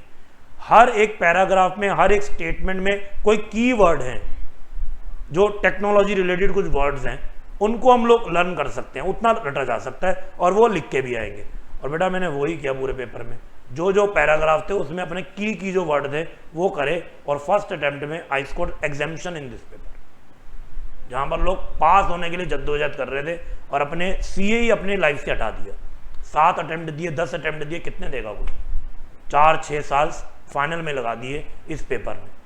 और मेरी बात अच्छी नहीं लग रही, कुछ इस पर शक है, तो अपने किसी भी सीनियर जो चार्टर्ड अकाउंटेंट बन गया हो उससे भी, या नहीं बना उससे भी पूछ लो कि इसका का क्या रोल है सीए में पुराने टाइम वाले बच्चों में। पुराना टाइम मतलब बहुत पुराना भी नहीं, पिछले यहाँ से 5 साल पहले पेपर था। हाँ जी, पूछ लेना बेटा, उसके बाद से इंस्टीट्यूट ने पेपर हटा दिया। ओके, इसके बाद वो एक पेपर ले आया ओपन बुक वाला, शायद तुम्हें पता होगा। ओपन बुक में वो कहता है कि सारे सब्जेक्ट का मिक्सचर की केस स्टडी आएगी, तुम सारे सब्जेक्ट की किताबें ले आओ। तो आपके तो शायद पेपर फाइनल वालों के साथ एक दिन पहले खत्म हो जाते हैं, ऐसा होता है ना शेड्यूल। अगर तुम अपने पेपर खत्म होने के बाद तो फ्री हो, कभी तुम अगले दिन भी उसी सेंटर में जाओ, तो तुम देखना बेटा वहां पर बच्चे ट्रॉलीज लेकर आए होंगे, बैग, ऐसा लग रहा होगा पेपर के बाद घूमने जा रहे हैं उत्तराखंड के पहाड़ों में। बेटा घूमने कोई नहीं जा रहा, वो ट्रॉली उनकी सीट के साथ खुलती है, नीचे रख दी जाती है खोल के, और जो उनको लगता है क्वेश्चन यहाँ से बुक उठाते हैं और वो लिखना शुरू करते हैं। अबे ठीक है गलत है वो मुझे अगेन नहीं पता, पर चल रहा है बेटा अब ये वाला भी। तो उसमें आपको क्या लगता है बच्चे टॉप कर देते होंगे, अब बेटा उसमें वो बच्चे फेल होते हैं, क्योंकि इंस्टीट्यूट भी ऐसा क्वेश्चन बनाता है, तुम बुक ये 50 क्या 500 बुकें ले आओ, क्वेश्चन तो मैं फ्रेम कर रहा हूँ ना, ढूंढ लो इसमें से तुम्हें मिलता तो। ठीक है जी, तो अभी बेटा जर्नी बहुत दूर है, इसलिए हमें थोड़ा सा मेहनत को बढ़ाना पड़ेगा, एनालिटिकल बनना पड़ेगा, कंपटीशन ज़्यादा है। हम आपको गाइड कर सकते हैं, खतरों से बता सकते हैं आगे खतरा है, लेकिन आपको संभल के चलना। हाँ जी, information systems control and audit, जो इंटरनल कंट्रोल्स लगाते हैं ना, वो कंट्रोल और उसका ऑडिट कैसे करें, क्योंकि उन्होंने कहा अब जो ऑडिट होते हैं वो मैनुअल तो होते नहीं, सिस्टम्स पे ही होते हैं। आप क्लाइंट के सिस्टम्स को ही देखते हो, तो ये नॉलेज तो हो सीए को, और नॉलेज के चक्कर में वो बेचारा सीए ही नहीं बन पाया। इतनी तुमने नॉलेज डायरेक्टली वही लिखा हुआ हो ऐसा रूल बना दिया। ठीक है जी बेटा, तो ये चीज़ें भी होती थी, आपका काम अब आसान ही हुआ है, मुश्किल नहीं हुआ पहले से। सो बी हैप्पी फॉर दैट, और उसके लिए मेहनत करो। चलो जी, अब हम लोग बात कर रहे हैं जर्नल एंट्री फॉर री इशू। री इशू के लिए क्या जर्नल एंट्री होनी चाहिए। अब दोबारा से एक तरीके से शेयर ही तो इशू हो रहा है, तो जब शेयर इशू होगा तो पैसा आएगा, बैंक अकाउंट डेबिटेड। ओके जी, टू शेयर कैपिटल, जितने की फेस वैल्यू है उस हिसाब से। लेकिन अगर आपको पैसा कम मिला, जो जनरली कम मिलेगा, तो वो लॉस हो गया। तो जब गेन हुआ था हमने उसको फॉरफिटेड शेयर को क्रेडिट किया था, अब लॉस भी होगा तो फॉरफिटेड शेयर नाम का अकाउंट डेबिट होगा। ओके, बैंक अकाउंट में आ जाएगा एक्चुअल अमाउंट। फॉरफिटेड शेयर में जो आपको लॉस हुआ, लॉस ऑन री इशू, और यहां पर जो भी आपकी कॉल्ड अप वैल्यू होगी बेसिकली अभी तक शेयर की। ओके, और ऐसा भी हो सकता है क्या 10 रुपए का शेयर रीइशू में 12 का रीइशू कर दिया, कि नहीं हो सकता। तो बेटा वो फॉरफिटेड शेयर नहीं आएगा, उसकी जगह सिक्योरिटी प्रीमियम आ जाएगा। मैंने लिख दोनों दिए हैं, लेकिन कभी भी एंट्री में दोनों नहीं हो सकते। It will be either this forfeited share और दिस सिक्योरिटी प्रीमियम, दोनों में से कोई एक चीज आएगी। ये क्या हो गया बेसिकली, इसको हम बोल सकते हैं गेन हुआ ऑन रीइश्यू। करो जी बेटा नोट। तो अब आप लोगों ने थोड़ी स्पीड पकड़ो, मतलब क्लास में नहीं कह रहा, क्लास के बाद घर में जब पढ़ते हो, अब टाइम है कम, फास्टर रिवीजन करनी सीखो। ओके, और अब आपके दिमाग में पढ़ाई के अलावा कुछ नहीं चलना चाहिए बेटा, सब चीज़ें बंद 2 महीनों के लिए। 2 महीने के बाद पेपर ही है, फिर दोबारा से बागीचों को ओपन कर लेना। पेपर के बाद तो तुम रिजल्ट तक फ्री हो। ओके, इंटर में तो एक बार बच्चा सोचता है कि सर ग्रुप 1 दिया है और रिजल्ट आएगा 2 महीने बाद, तो इन 2 महीनों में ग्रुप 2 पढ़ लेता हूँ, कोचिंग ले लेता हूँ, खुद से पढ़ लेता हूँ। तुम्हारे पास कुछ नहीं है पढ़ने के लिए, तुमने बस पेपर देना है और 2 महीने तक वेट करना है। तो 2 महीने में जहाँ मर्जी घूमना, जो मर्जी मूवीज़ देखना, अभी 2 महीने तक पढ़ लो। हाँ जी बेटा, मुझे टाइम वाइम नहीं मिलता मूवी का, मैं एक मूवी भी अब देखता हूँ ना तो पता चलता है वो 5 बारी में देखी है, ब्रेक ले लेके आधे घंटे में। किसी दिन आधे घंटे देख ली, फिर उसके आगे कंटिन्यू कर ली। ठीक है, और मूवीज़ आजकल आती भी ऐसी नहीं है जो देखने लायक, कुछ बढ़िया नहीं मूवी आती, सब बेकार मूवीज। ठीक है जी, तो अब क्या करेंगे, पहले गेन हुआ और अब शायद लॉस भी हो सकता है, शायद गेन भी हो सकता है। नेट गेन निकालेंगे, वो कहाँ जाएगा, कैपिटल रिजर्व में। तो ये फोरफिटेड शेयर वाला जो अकाउंट है हमारा, इसको क्लोज करेंगे और ये पैसा चला जाएगा capital reserve. Forfeited share to capital reserve net gain. And अब मैं आगे बेटा आपकी MCQ बेस्ड या true false based series start कर रहा हूँ, शायद आज से ही कर लूँगा। तो अगर आप लोग मेरे इंस्टाग्राम पे अभी आप लोग नहीं हैं एक्टिव, तो वो कर लेना फॉलो, रोज आएगा और मुझे सबसे आंसर चाहिए। नाम तो तुम्हारा लिखा हुआ आ ही जाता ना बाय डिफॉल्ट, जब तुम कमेंट में आंसर करोगे तो दिख जाएगा कितने बच्चे आंसर कर रहे हैं कि नहीं। ठीक है बेटा, सबको बेटा आंसर करने, वो रेगुलर सीरीज चलती है पेपर से कुछ टाइम पहले, और अब वो शुरू हो जाएगी, जिससे तुम्हारे ट्रू फॉल्स तो सारे 12 नंबर का क्वेश्चन वैसे ही कवर हो जाएगा। हैं, हाँ बहुत बढ़िया बात है बेटा, रीज़न भी लिखना। रीज़न में कितना टाइम लगता है, मैं लिख दूंगा ऑल्सो गिव रीज़न, उसी में जो क्वेश्चन लिखूंगा। तो वो आप कभी भी लिखो जैसी आपको पोस्ट दिखती है, पर प्रीवियस कमेंट को देख के बायस मत हो कि सर एक मेरे दोस्त ने ये लिखा है, इसका आंसर पक्का ठीक होगा, इसी का कॉपी कर देता हूँ। ये नहीं करना बेटा। या क्वेश्चन को पहले चैट GPT पे ढूंढ लेता हूँ और हीरो बन जाता हूँ कि बहुत बढ़िया मैंने लिखा। अपनी लैंग्वेज में रीज़न लिखो, मुझे लगेगा भी कि वाकई आपने अपना दिमाग उसमें चलाया। ऐसा आपको कहीं से ढूंढना नहीं है उस क्वेश्चन को कि देखता हूँ सर ने स्टडी मैट का दिया होगा, सर ने अपनी बुक का दिया होगा। नहीं, नेचुरली आपको आंसर करना है, क्योंकि जब पेपर कर रहे होगे तब स्टडी मैट पास में नहीं होगा, चैट GPT पास में नहीं होगा, तुम होगे और तुम्हारा दिमाग होगा। तो बिल्कुल उसी तरीके से, और ये मेरी गारंटी है कि पेपर तक इतने तुम्हारे क्वेश्चन हो जाएंगे कि फिर आएंगे उसी में से हो जो ट्रू फॉल्स, इतने हम कर चुके हों। ठीक है जी, तो ये है वो आइडिया पूछ रहे थे, इसको आप लोग फॉलो कर लेना, इसमें क्वेश्चन आएंगे रेगुलर। ओके जी, और बल्कि आप उस पोस्ट को भी सेव कर लेना, पेपर के लिए रेलेवेंट होगी, और उन्हीं ट्रू फॉल्स को बस रिवाइज कर लेना, तो भी आपका काम 12 नंबर के लिए तो बन जाएगा। 12 मार्क्स आर वेरी इंपॉर्टेंट बेटा। 12 मार्क्स आ गए तुम्हारे पास, बचा क्या पास होने में। अगर 40 की बात करें तो 28 नंबर, और 50 की बात करें तो 38 मार्क्स। उसमें तुम कुछ टॉपिक तो छोड़ के भी तुम खाली पास हो सकते हो। कई बच्चे ऐसे हैं जो कहते तो हैं कि सर हमने पूरा कोर्स पढ़ा था, नंबर उनके 40 भी नहीं आए। तो फिर ऐसा पूरा कोर्स पढ़ के करना क्या था। तुम 2 टॉपिक जो तुमको लगता था मेरे लिए अच्छे नहीं हैं, मुझे समझ नहीं आते, उनको छोड़ते, बाकी पे पूरी एनर्जी लगाते, तो भी आराम से 60-70 नंबर ले आते। चलो जी, क्वेश्चन नंबर 14 पे चलो, अगला ही क्वेश्चन है, question number 14। Mister Long who was the holder of 2000 preference share 100 रुपए के, on which 75 per share has been called up, could not pay his due on allotment and first call each at 25 रुपए per share. The directors forfeited the above share and reissued 1500 of such share to Mr. Short at 65 per share, paid up as 75 per share. Very good. Journal entry करो forfeiture की, reissue की, इसके बारे में छोटी छोटी बातें लिख लेते हैं। This is question number 14। कितने प्रेफरेंस शेयर्स हैं? 2000 हैं जो फोरफीट होने के लिए तैयार हैं, और शेयर कितने का? 100 रुपए का। शेयर की बाइफर्केशन 75 रुपए अभी तक कॉल्ड अप हुए हैं, वो उसने अलॉटमेंट नहीं दी और फर्स्ट कॉल नहीं दी 25 रुपए की ईच, तो इसका मतलब अलॉटमेंट 25 की है और फर्स्ट कॉल 25 की है और ये इसने नहीं दी। ठीक है जी, कोई दिक्कत तो नहीं। और इसके बाद क्या कह रहे हैं, बस और तो फोर फीचर की बात हो रही है। बेटा ये मेरा 100 रुपये का भी पूरा क्रिएट ही नहीं हुआ, अब तुम क्रिएट कराओ कैसे 100 रुपये बनेंगे। एप्लीकेशन पे लिख दूं 50 रुपये, हाँ जी, एप्लीकेशन पे 25 लिखूं कि 50? 25 क्यों 25 बेटे, यहाँ तो कहीं नहीं लिखा एप्लीकेशन 25 के। 75 पर शेयर कॉल्ड है, वेरी गुड, 75 रुपये तक कॉल्ड है और उसने बस फर्स्ट कॉल तक ही वो करा है तो यहीं तक कॉल्ड है, तो इसका मतलब ये 25 हो गया और ये तो उसने दिया ही होगा। तो जो फाइनल कॉल है वो भी कितने की है, लेकिन ये अनकॉल्ड है, गेम तो यहीं पर ओवर कर दी गई, इसी के बाद गेम ओवर फोर फीचर, हमको आखिरी 25 का कुछ नहीं करना। तो बेटा ये सिंबल तुम्हारे कोई भी इधर से उधर हुआ क्वेश्चन गलत हो। हर सिंबल का मतलब है, टिक का मतलब है पैसा दिया, क्रॉस का मतलब है पैसा नहीं दिया, अंडरलाइन का मतलब इस टाइम फोर फीचर हुआ, और जिसके आगे कुछ नहीं है मतलब वो कॉल्ड ही नहीं हुआ, ना टिक ना क्रॉस, ये तो पैसे ही नहीं मांगे। और ये छोटा सा डायग्राम मेरे पूरे क्वेश्चन को आराम से सॉल्व करा। ठीक है जी, करें स्टार्ट। आओ जी, बताओ सबसे पहले कंपनी ने कितने रुपए तक कॉल किया? 75, तो 2000 इंटू 75 कितना हो गया? हाँ जी, 1.5 लाख।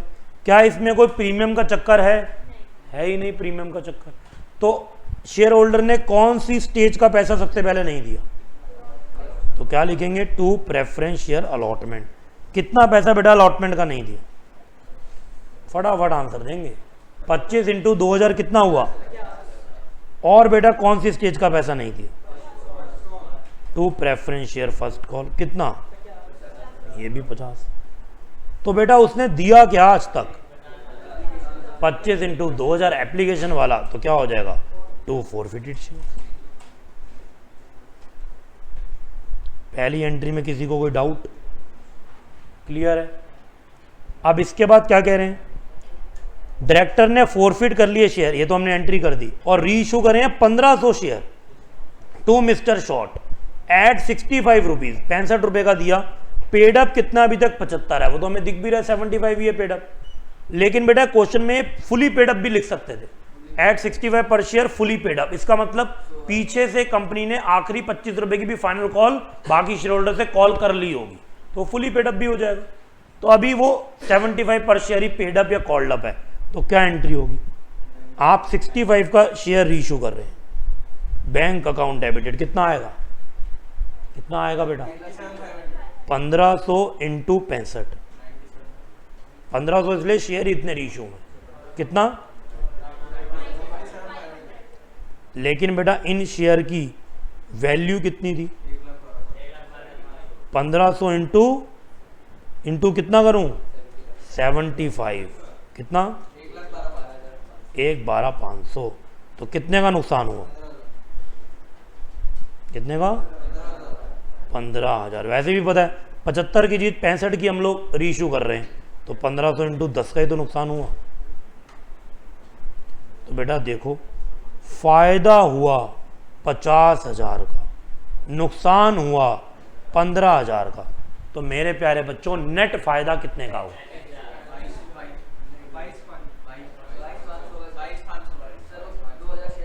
35,000 वाला कोई भी बच्चा नहीं है।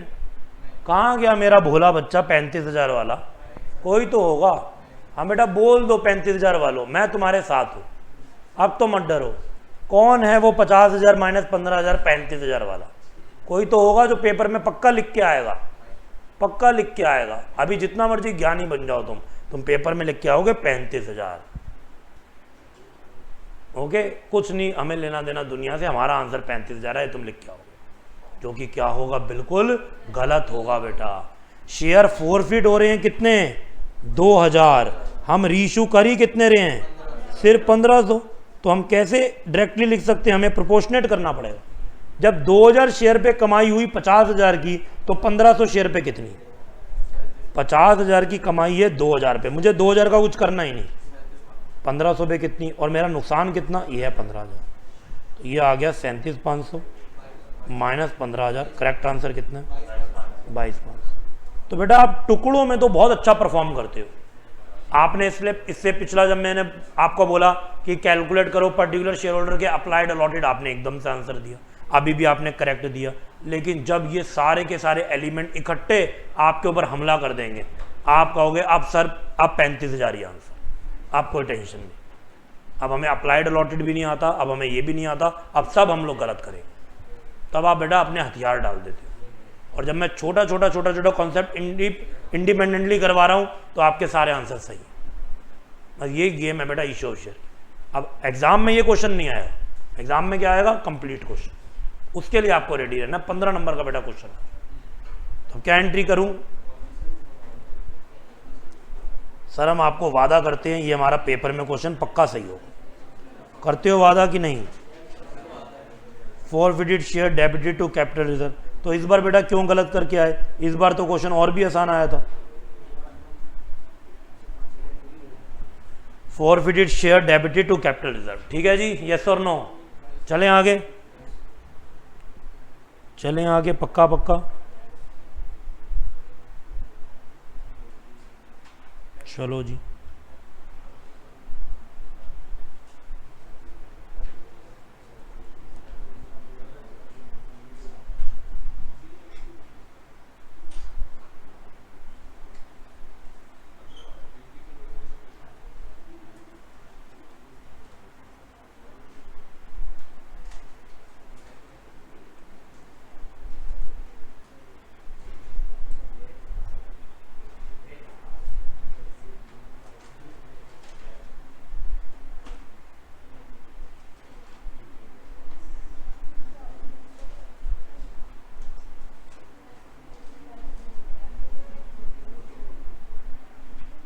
चलो पहले हम लोग एक कॉन्सेप्ट करते हैं फिर आगे चलेंगे।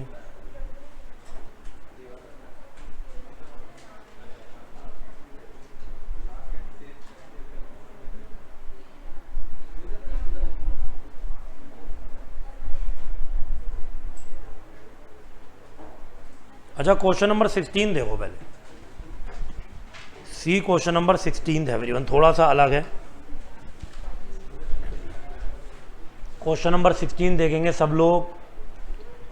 ए hold 2000 share of 10 each on which he has paid 2 रुपये एज एप्लीकेशन मनी। तो मिस्टर ए के पास 2000 शेयर हैं कंपनी के 10 रुपये वाला, जिसपे उसने बस 2 रुपये दिया एप्लीकेशन मनी।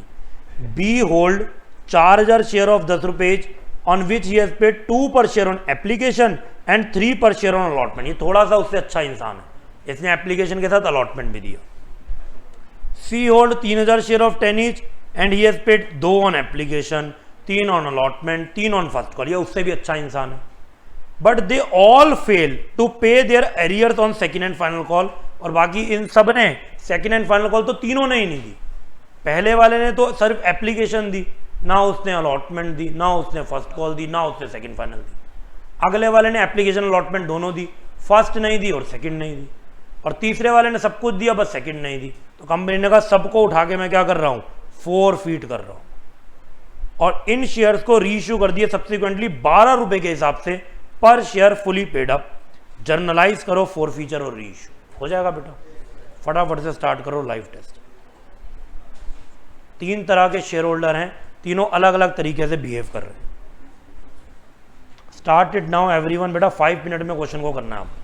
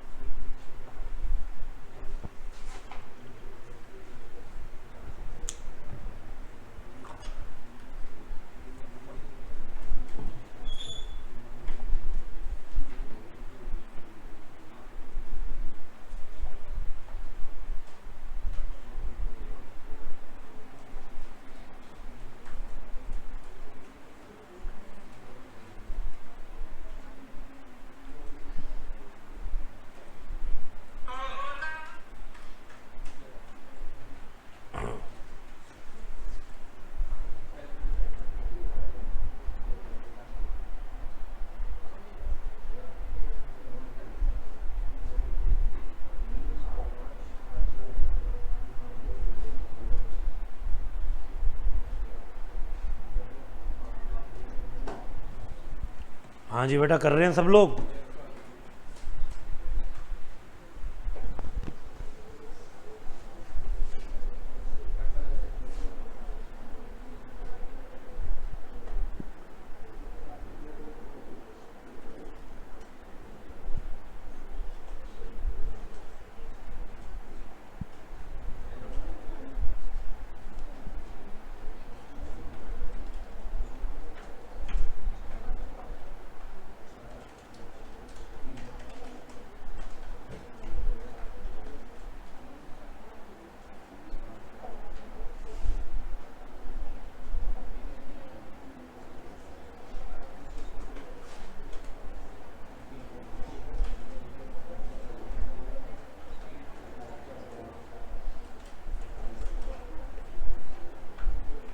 हाँ जी, आंसर नहीं आया अभी तक। कितना आया? 48,000। कैपिटल रिजर्व मुझे चाहिए बस, मैं भी उसी चक्कर की तरह हूँ जिसके बाद इतना टाइम नहीं। 48,000। हाँ जी बेटा, पीछे पड़ोसी के आंसर से टैली मत करना, अपना आंसर दो जो भी आया हो।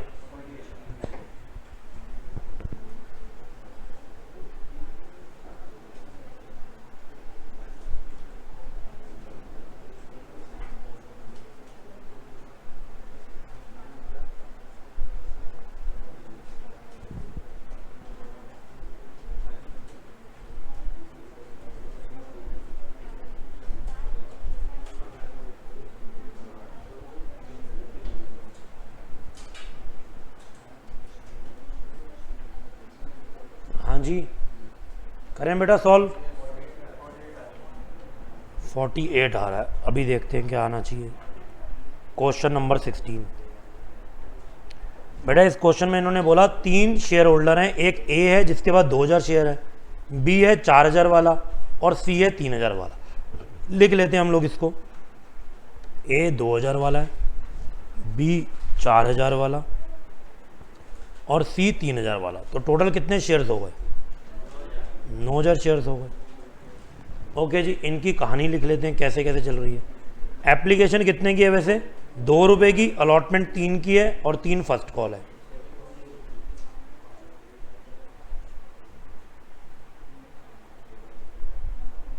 फर्स्ट कॉल कितने की है? ये भी 3 की। तो बेटा फाइनल कितने की हो गई? ये तो सबको क्लियर है।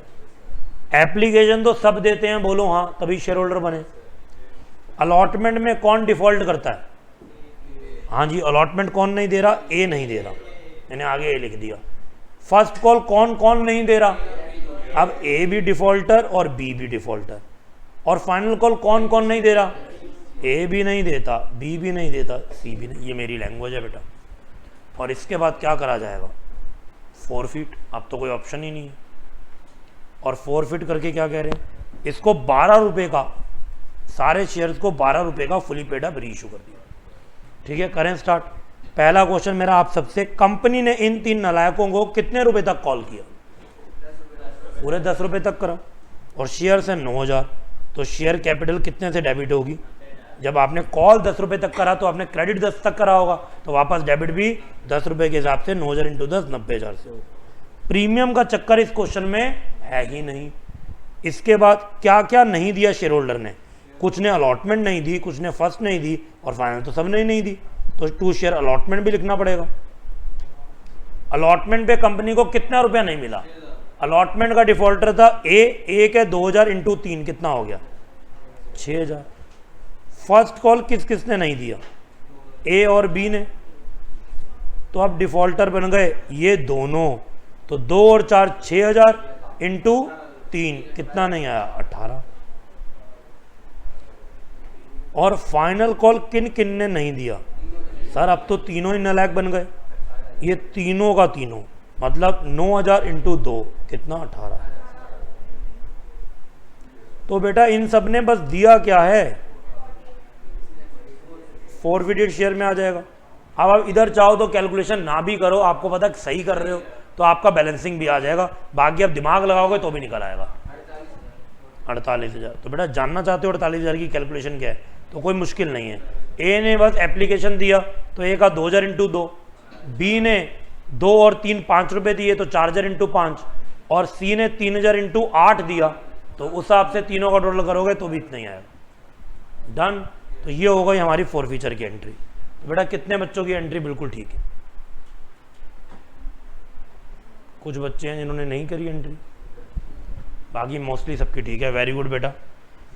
अब दूसरी एंट्री, शेयर 12 रुपए का रीइश्यू हो रहा है। क्या सारे शेयर रीइश्यू हो रहे हैं? कुछ नहीं लिखा तो सारे ही हो रहे हैं। Bank account debited to share capital. क्या इधर फॉरफिटेड शेयर आएगा? नहीं, क्योंकि ये तो महंगा बिक रहा है। तो शेयर कितने थे? 9000 और इंटू 12 1 लाख, और शेयर की वैल्यू 90,000, तो कितने का फायदा? सर 48 का फायदा वो, 18 का ये, 66 कैपिटल रिजर्व में डाल देते हैं। कितने डालेंगे? 48,000 का फायदा, 0 का लॉस। सिक्योरिटी प्रीमियम तो अलग अकाउंट है, उसका कैपिटल रिजर्व में मर्ज नहीं हो सकता, दोनों के आगे पर्पस अलग होते हैं। हम पढ़ेंगे इसको बोनस में और आगे के टॉपिक्स में। तो सिंपली कितना जाएगा फॉरफिटेड शेयर में कैपिटल रिजर्व में? 48,000 ही जाएगा।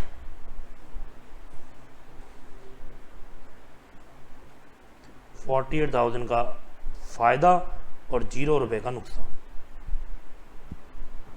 ठीक है जी, करो फटाफट से नोट। डन।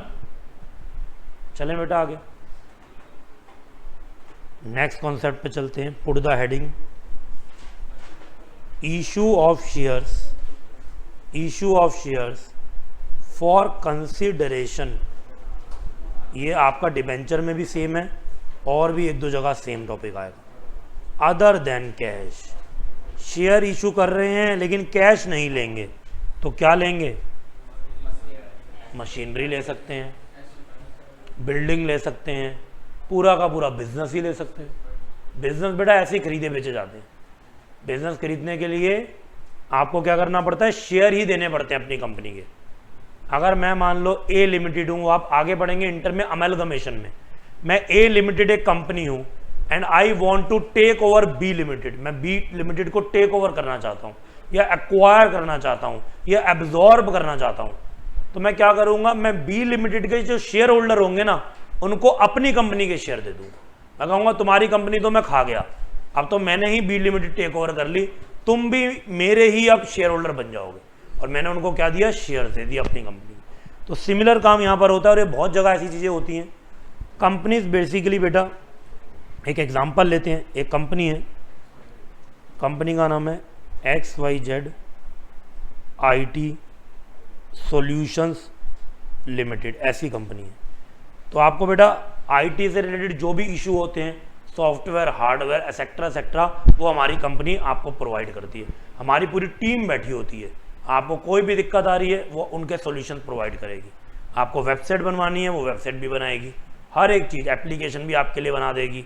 आपको और भी कोई दिक्कत है, आपको एंटीवायरस चाहिए, सेक्टर सब काम हम लोग करते हैं। IT सॉल्यूशंस का मतलब ये सारे काम होते हैं। ओके, तो मुझे अपने ऑफिस में बेटे क्या चीज़ें चाहिए होंगी? क्या चीज़ें चाहिए होंगी मुझे ऑफिस में? क्या चाहिए होंगे? सबसे प्राइमरीली कंप्यूटर्स। मेरा स्टाफ काम किस पे करेगा? कंप्यूटर पे करेगा, काम ही पूरा IT का है, तो कंप्यूटर चाहिए। तो अब हम लोगों ने ना वो पुराने ज़माने वाले कंप्यूटर लगा रखे थे, वो होते हैं ना मॉनिटर CRT वाले, जैसे हमारे टीवी होते थे वो मोटे मोटे से, ठीक है, जिसमें कैथोड रे ट्यूब होती है, इसलिए इसको CRT बोलते हैं। अब तो चलते ही नहीं, कहीं दिखते भी नहीं है। अब कैसे टीवी बेटा हम लोग के घर पे हैं? LCD या उससे भी बेटर टेक्नोलॉजी LED में भी बहुत कुछ आ चुका है। ओके, UHD और पता नहीं क्या क्या ऐसे टीवी हैं, स्लीक होते हैं, क्लैरिटी ज़्यादा है। ओके, और आजकल आप लोगों ने बेटा देखा होगा ऐसे सिस्टम्स आ रहे हैं। पहले क्या होता था सिस्टम, जैसे ये वाला भी देख लो, ये भी पुराना सिस्टम है। ये स्क्रीन है, ये क्या है? CPU है।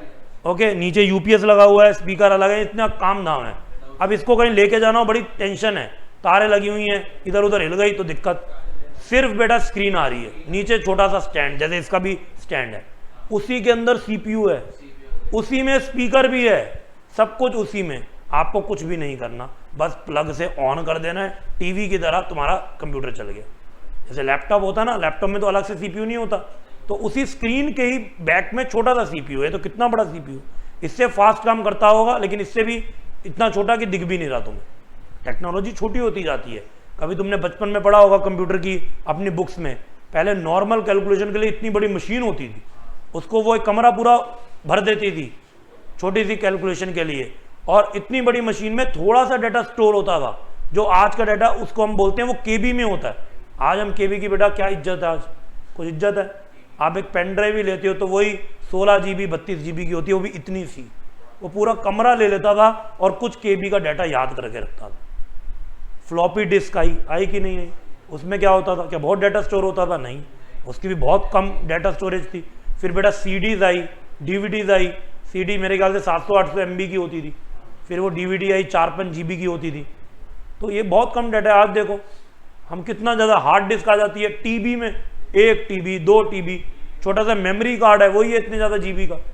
तो चीज़ें क्या होती गई? शॉर्टर होती गई। तो हम कह रहे हैं भैया इस पे काम नहीं होगा, काम स्लो होता है, क्लाइंट भाग जाता है, काम हम लेट करके देते हैं और भी दिक्कतें आती हैं, हम पूरे सिस्टम चेंज कर रहे हैं। तो बेटा ये गए कहाँ गए? गड़ा इलेक्ट्रॉनिक्स के पास गए और जेठालाल को बोला कि हमारी कंपनी जिसमें 500 स्टाफ हैं, 500 एम्प्लॉयज़ हैं, हमको अपने सारे ओल्ड सिस्टम रिवैम्प करने, सारे बेचने हैं, बेच हम देंगे, हम तुम्हें 500 सिस्टम का ऑर्डर देंगे, 500 कंप्यूटर सिस्टम हमें तुम्हारी दुकान से चाहिए। तो बेटा जेठालाल ये बात सुन के कैसा रिएक्ट करेगा?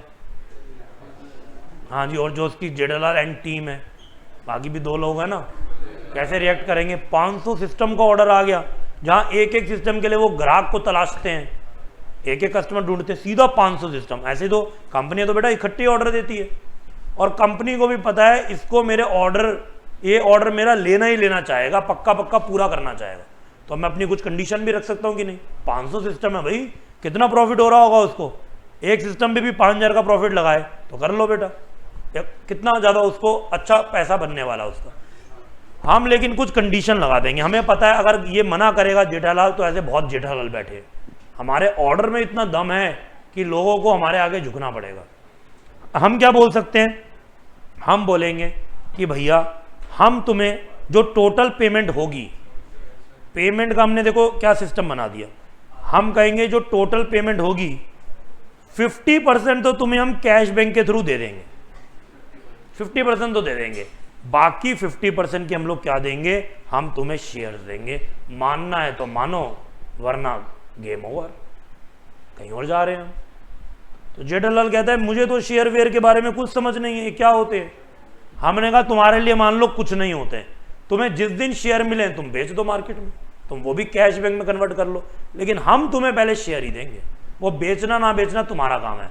तुम्हें लगता है हमारी कंपनी बढ़िया है, तुम शेयर को पालते रहो, लॉन्गर पीरियड के लिए और वैल्यू बढ़ जाएगी या कम भी हो सकती है, लेकिन हम तुम्हें ऐसे ही देंगे। मंजूर है तो आज डील साइन करते हैं, नहीं मंजूर तो कहीं और चलता हूँ। बेटा डील साइन होगी कि नहीं होगी? हो जाएगी बेटा। ऐसी सारी कंपनीज करती हैं, अपने शेयर को बिकवा देती हैं अलग अलग वेंडर से इन रीजंस की वजह से।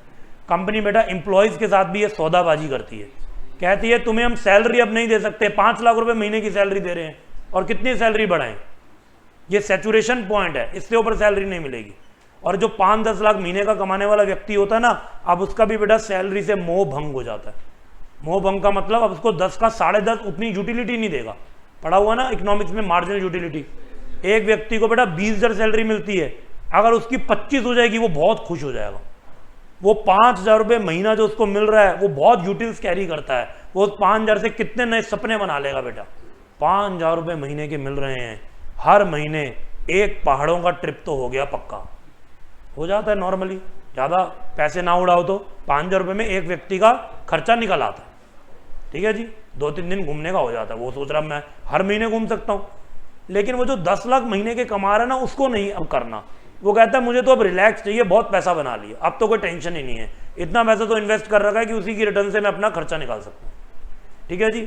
अब वो चाहता है मेरा तुम समय कम करो, समय का मतलब अब ये 10 से 6 बजे तक बैठा नहीं जाता, अब उसको बेटा आराम चाहिए। वह पहुंच चुका है 45 साल की एज में, उसकी भी फैमिली है, वो चाहता है मैं अपने घर पे जाऊं और अपने नन्हे मुन्ने बच्चों के साथ मजे करूं और लाइफ एंजॉय करूं।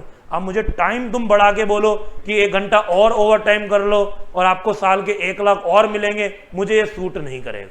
ये छोटे लेवल पे बेटा सूट करता है कि तुम्हें 5 लाख मिल रहे हैं, और तुम्हारी कंपनी ने बोला कि तुम्हें 6 लाख मिल जाएंगे, 1 घंटा और काम करना पड़ेगा, तुम खुश, 1 लाख रुपए बढ़ रहा है, अभी तुम्हारे ऊपर कोई डिपेंडेंसी नहीं है बिकॉज, ठीक है, अब उसको वो बात मंजूर नहीं है। ऐसे ही कंपनी उनको इसलिए ऑफर देती है थोड़े टाइम के बाद, उसको बोलते हैं employ stock option plan, ESOP बोलते हैं उसको, कि हम जानते हैं कि आपने बहुत कुछ अचीव कर लिया हमारी कंपनी में रहते हुए, लेकिन एक चीज आपके अंदर हमेशा होगी बेटा, कंपनी ना आपको रोकने के लिए आपके जो कमजोर पॉइंट है ना उसको पकड़ती है। छोटा एम्प्लॉय होगा, उसको पता ये जा रहा है, इसने बोला सर मैं यहाँ काम नहीं कर सकता, सैलरी कम है, तो कैसे उसको रोके, सैलरी दे के रुक जाएगा, कहानी खत्म, और थोड़ी कुछ करना है। बड़ा एम्प्लॉय है, सैलरी दे के रोकोगे, रुक जाएगा, कभी नहीं रुकेगा बेटा, सैलरी तो पहले ही वो ले रहा है, जो मैंने आपको एग्जांपल दिया, रुकेगा ही नहीं, वो कहेगा सैलरी अपने पास रखो, पैसों के लिए तो काम ही नहीं करना, इस लेवल पे पहुंच गया। लेकिन उसके लाइफ में वो 50 साल का हो गया, एक चीज हमेशा है, कौन सी बेटा, कौन सी चीज है बताओ, पैसा तो बहुत है उसके पास, पैसा नहीं चाहिए, तुम अब उसको पैसे पे नहीं रोक सकते, और वो जा रहा है बेटा, 50 साल का एम्प्लॉय तुम्हारी ऑर्गेनाइजेशन में इतना काम करा होगा, सारे ट्रेड सीक्रेट पता होंगे, कॉम्पिटिटर कंपनी में चला जाएगा, सब बुरा हाल कर जाएगा, तो उसको तो कंपनी रोकेगी ही रोकेगी एट एनी कॉस्ट, पर क्या रोके, क्या कह के रोके, शेयर्स मतलब ESOP। वो कहेगा मैं जानती हूं कि तुम कभी ओनर बनना चाहते थे पर ओनर नहीं बन पाए अपने पैसे, अपने बिजनेस के, ओनरशिप होती तो तुम कहते कि अगली जनरेशन को भी मैं कुछ दे के जाता, जॉब में तो बेटा तुम कितना भी कमा लो, जो तुम्हारी अगली जनरेशन होगी उसको स्टार्ट कहां से करना है, 0 से करना है।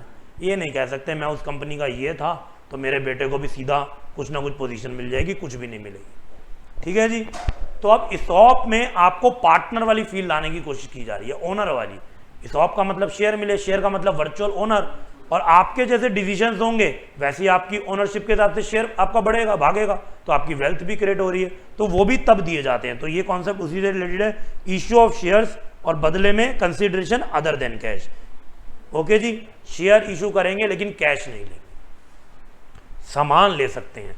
तो हमने यहां पर क्या करा, 500 सिस्टम लिए और बदले में क्या इशू कर दिए, शेयर। ऐसे पूरे का पूरा बिजनेस भी ट्रांसफर होता है, लैंड बिल्डिंग भी बेची जाती है शेयर्स के थ्रू, सब कुछ हो सकता है। तो क्या एंट्री होगी और क्या कॉन्सेप्ट है, इसको हम लोग लिखते हैं, लिखना शुरू करो जी। कंपनीज जनरली, और कंपनी को पता है मेरे ऊपर जो 90% की तलवार लटक रही है वो भी मैं उससे थोड़ी सी ईजी कर सकती हूँ, ऐसे ऐसे जब मैं शेयर बिकवाना शुरू कर दूंगी। तो companies generally grant contracts to vendors on the condition that consideration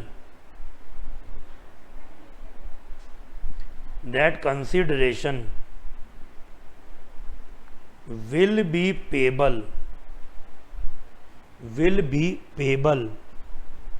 in form of shares instead of cash. ऐसे देखो बेटा, बहुत सारी जगह लोग ना अपनी कंपनी के, अपनी दुकान के कूपन्स वगैरह आपको दे देते हैं, कभी भी किसी चीज़ की पेमेंट करनी हो उसकी जगह कि कूपन ले लो, इससे आप कभी भी हमारी दुकान से सामान खरीद सकते हो, रिडीम हो जाएगा। उससे उनका क्या होगा, सामान बिकेगा तो उसमें प्रॉफिट होगा। सीधा ही पैसे दे दिए तो उसमें तो कुछ मिलेगा ही नहीं हमें। तो लॉन्ग टर्म आपके साथ कॉन्टैक्ट बनाने के लिए काम करते हैं, ये मार्केटिंग स्ट्रेटेजी होती है। आप बहुत सारी चीज़ें खरीदते होंगे, उसके पैकेट पे कोई कूपन कोड होगा, कुछ होगा कि ये नेक्स्ट परचेज पे रिडीम होगा, तो वो चेन सिस्टम बनाते हैं, ये बंदा हमारे से जुड़ा रहे। अगली बार खरीदोगे फिर तुम्हें कूपन कोड दे देंगे कि 10% ऑफ होगा अगली बार परचेज पे, तो फिर उसी के पास जाओगे, तुम कहीं और जा ही नहीं पाओगे, तुम बंद गए उसके पास। और उसको यही करना था तुम्हारे साथ, ठीक है जी। Instead of cash, companies directly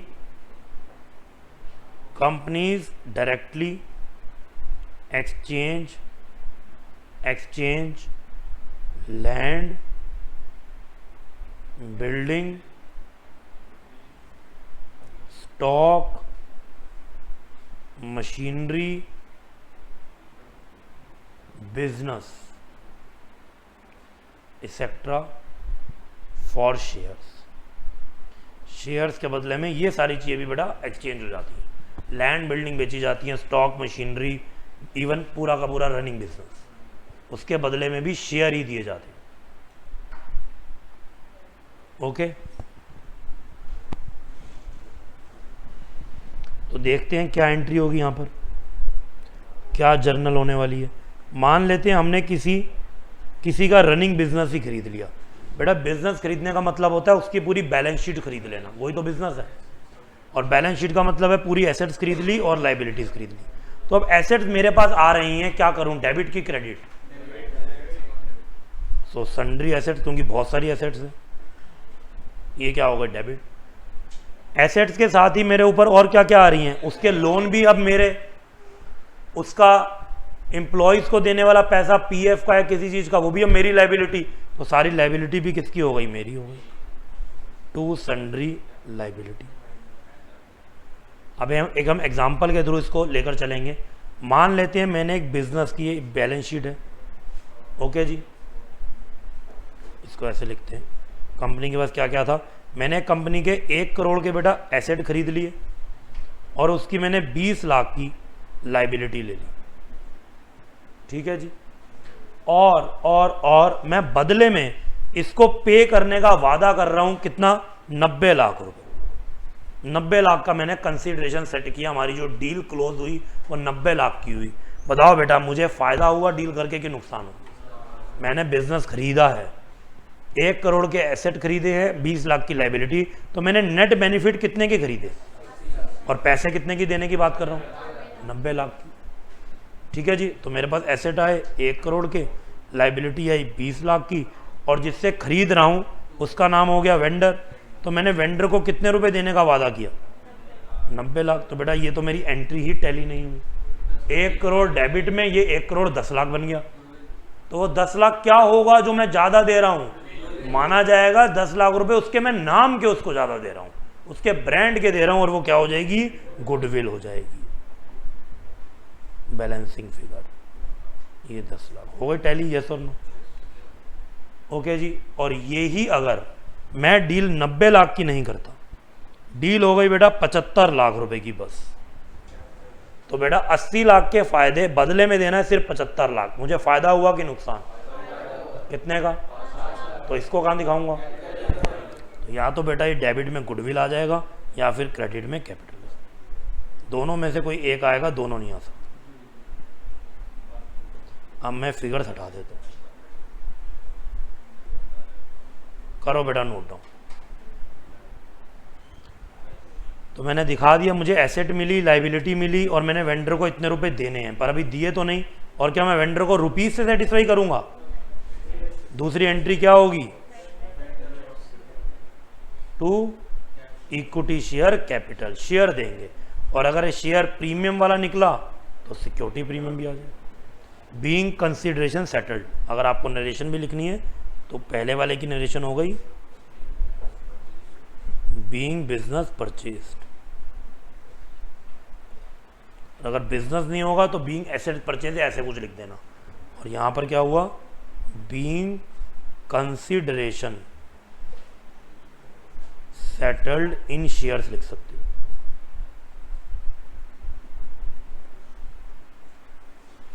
being consideration settled in shares, done.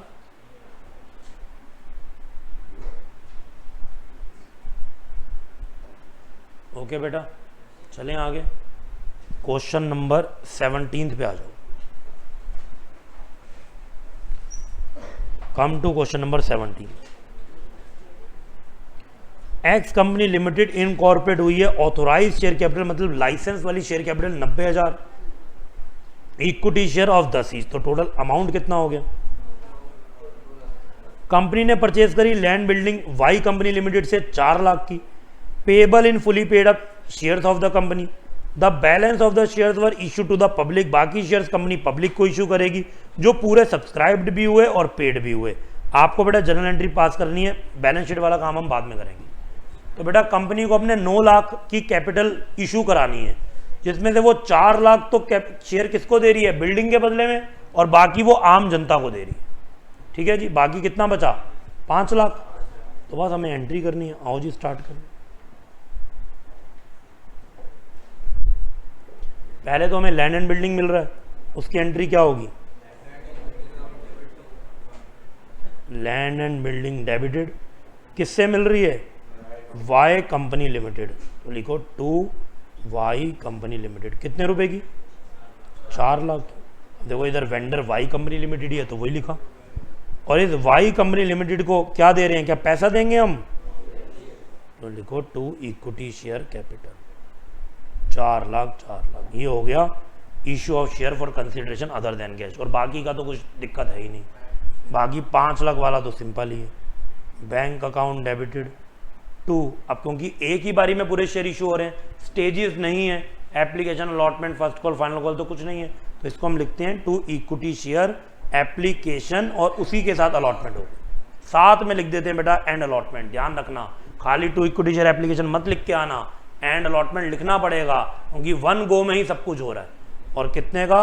5 lakh 5 lakh. और दूसरी entry equity share application and allotment debited to equity share capital. करो बेटा नोट डाउन।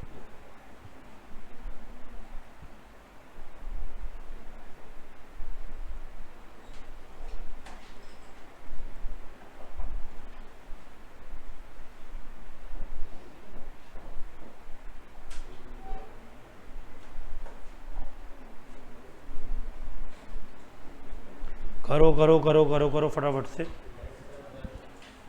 डन।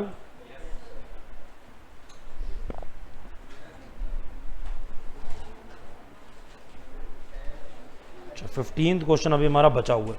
15 बेटा होमवर्क में दिया था मैंने आपको, और मैंने नहीं दिया तो तुमने तो किया भी नहीं होगा। कोई बात नहीं, आज तुम्हें भर भर के होमवर्क मिलेगा क्योंकि हमारा टॉपिक हो गया कंप्लीट बेसिकली, बस क्वेश्चन ही करने। आओ बेटा क्वेश्चन 15 पढ़े हम लोग। Beautiful company limited, beautiful company limited बहुत ही सुंदर कंपनी है। Issued 30,000 equity share of 10 each, payable as 3 per share on application, 5 पर शेयर जिसमें 2 रुपये प्रीमियम है ऑन अलॉटमेंट, एंड 4 पर शेयर ऑन कॉल। तो बेटा पहले मैं इसको लिख लेता हूं अच्छे से। क्वेश्चन नंबर 15, 3 रुपये एप्लीकेशन के, 5 रुपये अलॉटमेंट के, 3+2 और 4 रुपये कॉल के। हो गया बेटा 10+2। उसके बाद all the share were subscribed, money due on all shares were fully received accept from Ram holding 500 share. बेटा राम होल्डिंग लिखा हुआ है तो ये शेयर इसके अप्लाइड होंगे या अलॉटेड होंगे? पक्का? होल्डिंग का मतलब अलॉटेड, ठीक है। तो सबने कह रहे हैं पैसा दिया, on all share fully received accept Ram जिसके बाद 500 शेयर थे, उसने अलॉटमेंट भी नहीं दी, फेल टू पे अलॉटमेंट एंड कॉल मनी। ठीक है जी, तो एक यहां पर कॉलम बना लेते हैं राम का। राम ने बेटा क्या क्या नहीं दिया, और राम के पास शेयर कितने हैं? 500 शेयर। बताओ क्या क्या नहीं दिया? अलॉटमेंट और कॉल नहीं दिया। तुमको ही करना है क्वेश्चन, ध्यान दो पूरा इधर। तो एप्लीकेशन दिया होगा कि नहीं? अलॉटमेंट नहीं दिया, कॉल नहीं दिया, और शेयर कितने हैं इसके पास? 500। ये है मिस्टर राम की कहानी। Shyam holding 1000 share who fail to pay the call money. तो बेटा श्याम ने, मुझे बताओ, क्या एप्लीकेशन दिया होगा? क्या अलॉटमेंट दिया होगा? नहीं पता, सोच सोच के बोल रहे हो। कॉल नहीं दिया बेटा, क्लियर तो लिखा fail to pay the call. अगर अलॉटमेंट नहीं दी होती तो ये भी लिखता फेल टू पे अलॉटमेंट एंड कॉल। ध्यान नहीं है, हो गई कंसंट्रेशन खत्म। 1 सवा घंटा हो गया, बस अंदर की वो अलार्म बज गया कि इससे ज़्यादा मैं नहीं बैठ सकता, और बैठूंगा तो फिजिकली बैठूंगा, दिमाग नहीं बैठेगा मेरा एक ही जगह पे। तुम्हारा बहुत छोटा सा पीरियड है सेचुरेशन, बड़ी जल्दी सेचुरेट कर जाते हो भाई, इससे ज़्यादा हमारी सर कैपेसिटी नहीं है। आज थोड़े थोड़े बच्चे अब बाहर जाना शुरू होंगे, थोड़े थोड़े बच्चे अब आपस में बातें करेंगे, क्योंकि अब उनका ध्यान नहीं स्क्रीन पे इतनी देर से ज़्यादा टिक सकता। यहाँ तो यहाँ कोई शाहरुख खान की मूवी चलाई जाए तो देखा जाएगा ध्यान से क्या चल रहा है। तो कितना? 1000 शेयर। 2 घंटे मांगे थे बेटा मैंने तुमसे, तुम उसमें भी भटक गए इधर उधर। All those 1500 share for forfeited, ये इसके 1000 और 500 कह रहे हैं दोनों क्या हो गए, फोरफिट हो गए। ठीक है जी, फोरफिट हो गए। चलो जी, फोरफिट तक की बस अभी हमने कहानी पढ़ी है, फिर रीइशू कर रहे हैं कैसे कैसे हमें नहीं पता। ये बेटा हो जाएगा फोरफीचर, 2 मिनट में करो फटाफट से, फोरफीचर की एंट्री पास करो फटाफट, बिल्कुल। अच्छा बेटा, 2 लोग के शेयर फोरफिट हो रहे हैं, अलग अलग एंट्री होगी कि एक ही होगी? करो फटाफट से, एक ही होगी, फटाफट से करो और बताओ करेक्ट आंसर।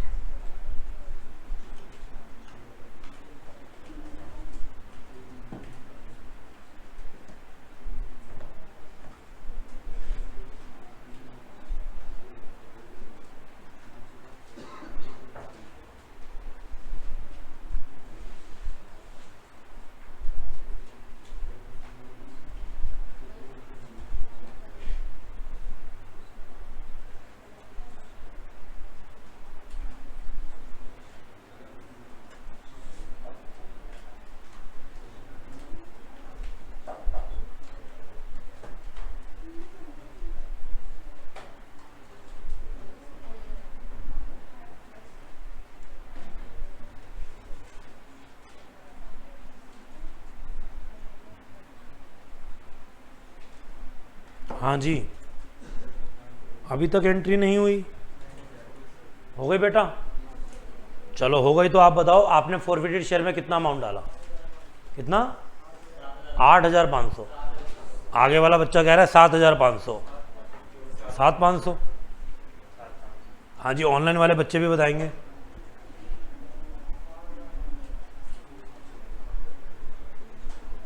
करें बेटा स्टार्ट? देखो हमने एग्जाम में हमने ही क्वेश्चन करना है, तो क्यों ना हम ही ट्राई करा करें यार क्वेश्चन। देखो जी, सबसे पहला क्वेश्चन मेरा सेम ही रहेगा। आपने इन दोनों व्यक्तियों को कितने रुपए तक कॉल करा? पूरे 10 रुपए तक करा, एंड तक, उसके बाद फोरफिट किया है। तो एंट्री क्या हो जाएगी? इक्विटी शेयर कैपिटल डेबिटेड, इनके शेयर हैं 1500, 1500 इंटू 10 कितना हो गया? 15,000 बेटा। क्या इन्होंने प्रीमियम का पैसा दिया कि नहीं दिया? एक ने दिया और एक ने नहीं दिया। किसने नहीं दिया? राम ने। क्या बेटा यहाँ पर ये वाला चक्कर है कि इनके अप्लाइड शेयर ज्यादा हैं या अलॉटेड कम है, ऐसा है? क्वेश्चन ने हमें बताया है, तो क्या एडजस्टमेंट और एप्लीकेशन का एक्सेस आया होगा, वो एडजस्ट होगा, ऐसी बातें होंगी यहाँ पर, जैसे वो मिस्टर शमी वाले क्वेश्चन में हुई थी, वो होंगी? वो नहीं होंगी, क्योंकि इधर अप्लाइड अलॉटेड तो है ही नहीं, सब अलॉटेड ही है। तो बेटा प्रीमियम का कितना पैसा नहीं दिया मिस्टर राम ने? 500 शेयर पे 2 रुपए, तो ज्यादा सोचना ही नहीं, सिक्योरिटी प्रीमियम को डेबिट करेंगे। तो बेटा टोटल अलॉटमेंट का कितना पैसा नहीं आया? 5 रुपए की अलॉटमेंट, मिस्टर राम के 500 शेयर पे 2500 नहीं है। और इक्विटी शेयर कॉल का कितना पैसा नहीं आया? कॉल तो दोनों ने नहीं दी, 1500 शेयर पे 4 रुपए। तो बेटा अल्टीमेटली पैसा आया कितना है? तो बेटा करेक्ट आंसर इज 7500। ओके, कितना करेक्ट आंसर? 7500। तो ये हो गई हमारी फोरफीचर की एंट्री। आगे देखो क्वेश्चन क्या कह रहा है। ऑफ द शेयर फोरफिटेड, जो आपने फोरफिट किए हैं 1250 शेयर, जिसमें इंक्लूड है पूरे के पूरे राम के शेयर, राम के तो सारे ही, were subsequently reissued to Jadu as fully paid up at discount of 2 rupees per share. ठीक है जी, तो 1250 अब रीइश्यू कर रहे हैं, जिसमें से राम के सारे हैं। तो बेटा अगर 1250 रीइश्यू होते हैं और राम के सारे रीइश्यू होंगे, तो राम के शेयर ही कितने थे? तो बेटा इसका मतलब शाम के कितने रीइश्यू हुए? 750, कॉमन सेंस। ओके, बाकी बचे हुए तो शाम में से होंगे ना, राम के तो उन्होंने कहा पूरे, ये देखो 500 के 500, और कितने रुपए का कह रहे हैं, 2 रुपए का डिस्काउंट देंगे। बेटा पहले तो मुझे बताओ क्या 2 रुपए का डिस्काउंट देना अलाउड है? कोई दिक्कत तो नहीं है कंपनी एक्ट के रूल के हिसाब से? कितने रुपए तक का डिस्काउंट दिया जा सकता था? हाँ जी 3 रुपए का। राम के शेयर में 3 रुपए, शाम में तो बेटा तुम 6 रुपए दो, क्या दिक्कत है? 3 रुपए एप्लीकेशन भी, 3 रुपए अलॉटमेंट भी, खाली 4 रुपए ले लो क्योंकि उसके तो 6 रुपए आ चुके हैं। ऐसा भी क्वेश्चन कहीं ना कहीं बन सकता है कभी, ठीक है? तो कोई बात नहीं, अभी 2 रुपए बिल्कुल ठीक है, कोई दिक्कत नहीं है। तो अब हमको करनी है रीइशू की एंट्री। तो बेटा क्या एंट्री होगी? बैंक अकाउंट डेबिटेड, कितना पैसा मिला जब 2 रुपए डिस्काउंट दिया? तो 8 रुपए मिले होंगे कि 10 रुपए? 8 रुपए। बेटा 12 में से 2 नहीं माइनस करना, 10 में से करना है। 10 - 2 आपको 8 रुपीज मिले। तो 1250 शेयर पे 8 रुपए, कितना इकट्ठा हुआ? 10,000। लेकिन बेटा ये 1250 शेयर की वैल्यू कितनी है? फुली पेड है तो 10 रुपए के हिसाब से 12,500। तो आपको बेटा कितने का नुकसान, कितने का झटका लगा? हाँ जी 2,500। अब बेटा मैं बताऊं कितना जाएगा कैपिटल रिजर्व में? 7500 का गेन, 2500 का लॉस, 5000 डाल दो कैपिटल रिजर्व में। ये तो करते हैं बेटा, gain minus loss net gain. नहीं करेंगे तो कितना अमाउंट डालेंगे आप बता दो, फिर आप बता दो। 3500। हाँ जी 3500, 6000। बेटा ये तुम ही बताओगे, मैं तो 5000 बोल रहा हूं, तो तुम मेरे साथ आ जाओ। हाँ जी 7500 का फायदा, 2500 का नुकसान, इससे ज्यादा मैं एक दिमाग पेपर में नहीं चलाता। तुम चलाते हो तो तुम बता दो। 3000 तो आंसर आ चुके हैं, 2500, 3000 और 6000। एक 3500 आंसर आया और 2500 आया। 2500 नहीं बोला किसी ने? अच्छा 3000 तो बोला है। तो 3500 और 3000 ये 2 ही आंसर हैं। मेरा वाला किसी ने भी आंसर नहीं लिया 5000? पक्का कोई तो होगा। 7500 - 2500 वाला। चलो बाकी लोग भी बेटा कैलकुलेट कर लो, अभी भी 2 आंसर है, आंसर तो ठीक एक ही होगा ऑब्वियसली। तो क्या होगा कैपिटल रिजर्व में जाने वाला आंसर, ये आप मुझे बता रहे हैं। सोच लो बेटा, कोई जल्दबाजी नहीं है। कितना नेट फायदा हुआ सोचो और बताओ।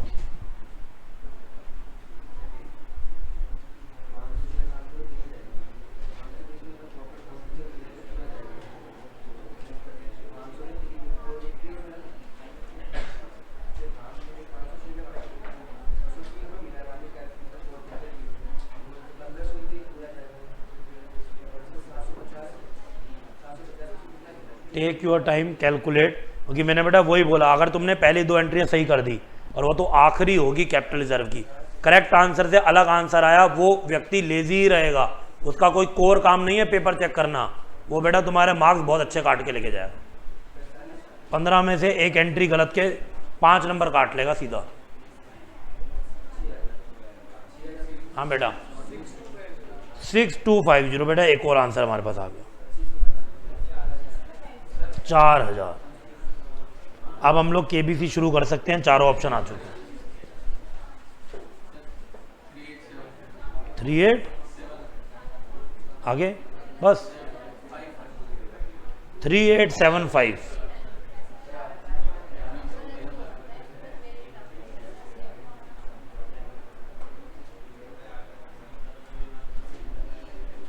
हाँ जी बेटा सब लोग कैलकुलेट करेंगे नेट फायदा कितना है जो कि कैपिटल रिजर्व में जाएगा।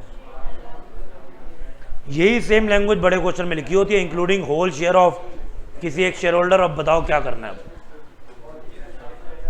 अभी दिमाग चल रहा है, हम लोग सोचेंगे तो आपको समझ में भी आएगी। जब पूरा क्वेश्चन हम करते हैं, हम तो इसको कहते हैं कि एंड में तो कोई बात नहीं छोड़ देंगे, 50% ही कराते हैं। तो बेटा उससे बात नहीं बनती एग्जाम में। हाँ बेटा आप लोग तो बताओ बेटा, पढ़ चुके हो सब लोग?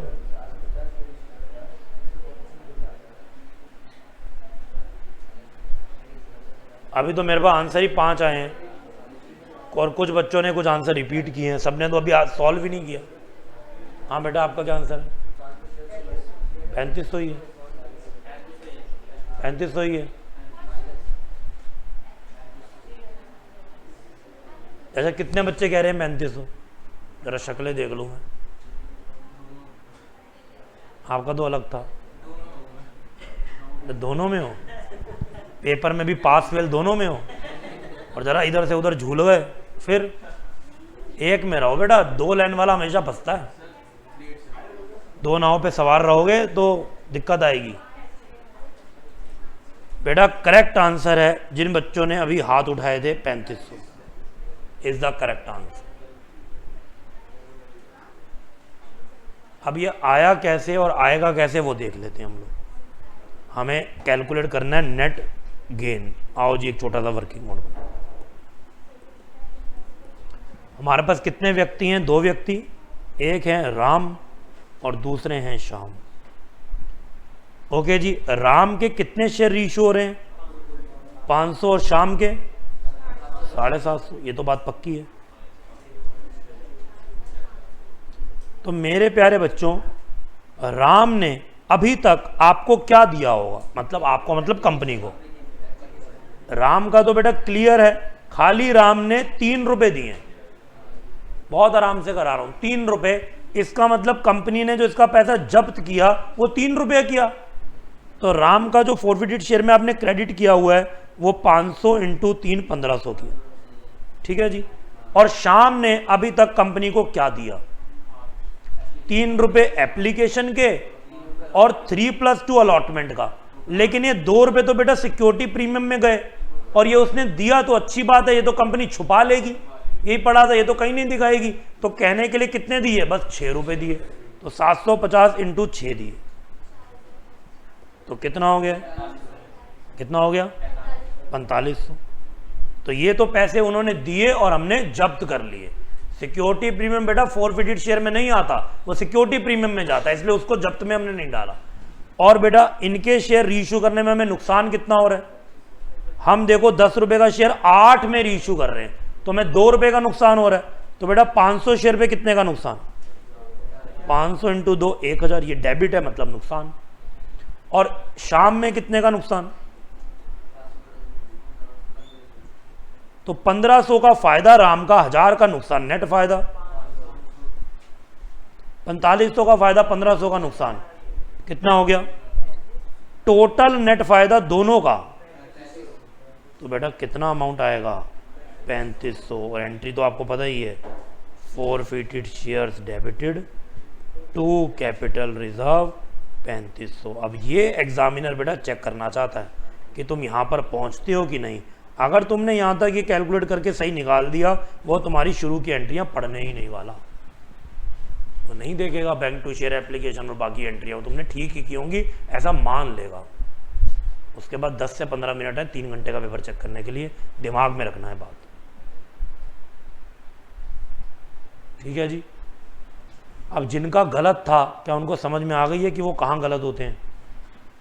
हाँ जी बेटा, आ गया समझ में? अब तो नहीं होगी गलती, पक्का पक्का। तो अब जो है ना हमारे क्वेश्चंस, इन सब चीज़ों को जो हमने टुकड़ों में किया वो इकट्ठे करने वाले क्वेश्चन है। तो बेटा घर से कुछ ट्राई करके आने के मूड में हो? पक्का।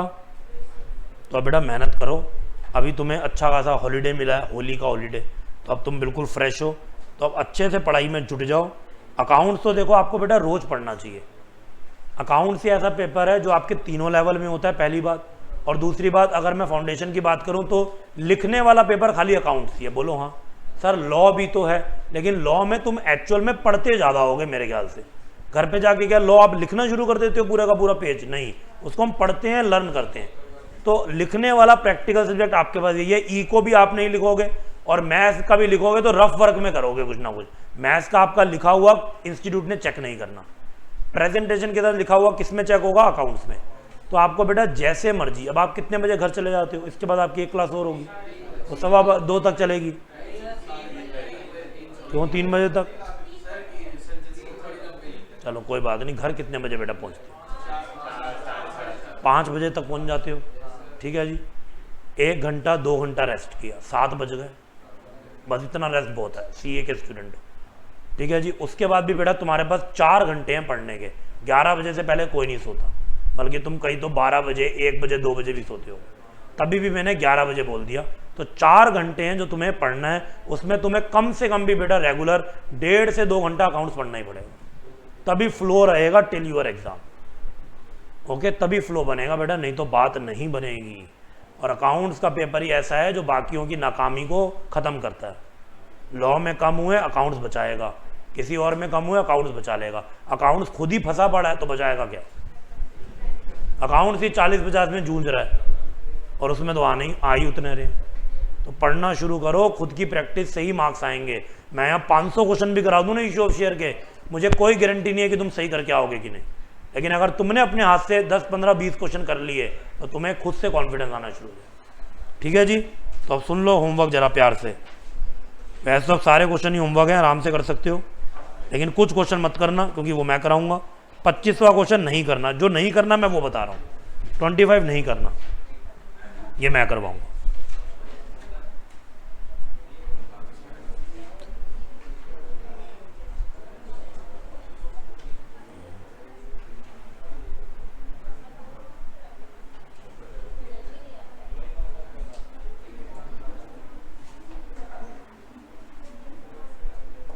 एटीन्थ क्वेश्चन टाइम पास है, ये भी बेटा मत करना, बाकी पहले वाले सब हो चुके। तो 4-5 क्वेश्चन ही बचे, ये बेटा आपको ट्राई करके आने हो जाएंगे। ट्राई पक्का पक्का पक्का वादा है। पहले होमवर्क तुम्हारा देखूंगा फिर आगे चलूंगा। ओके चलो जी, तो मिलेंगे अगली क्लास में बेटा। इशू ऑफ शेयर आपका मोस्टली कंप्लीट हो गया और फिर हम लोग स्टार्ट करेंगे इशू ऑफ डिबेंचर वगैरह। कोई भी डाउट हो बेटा आप व्हाट्सएप पे भी पूछ सकते हैं, क्वेश्चन की फ़ोटो सेंड करो, डाउट पूछो, ऑडियो मैसेज पूछो, मैं आपको ज़रूर रिप्लाई करूँगा, लेकिन आपको पढ़ना जरूर पड़ेगा। और साथ में इंस्टा फॉलो कर लेना, आज से क्वेश्चन डलने शुरू हो जाएंगे। ठीक है जी, मिलेंगे अगली क्लास में। Goodbye, take care, stay safe, stay blessed everyone.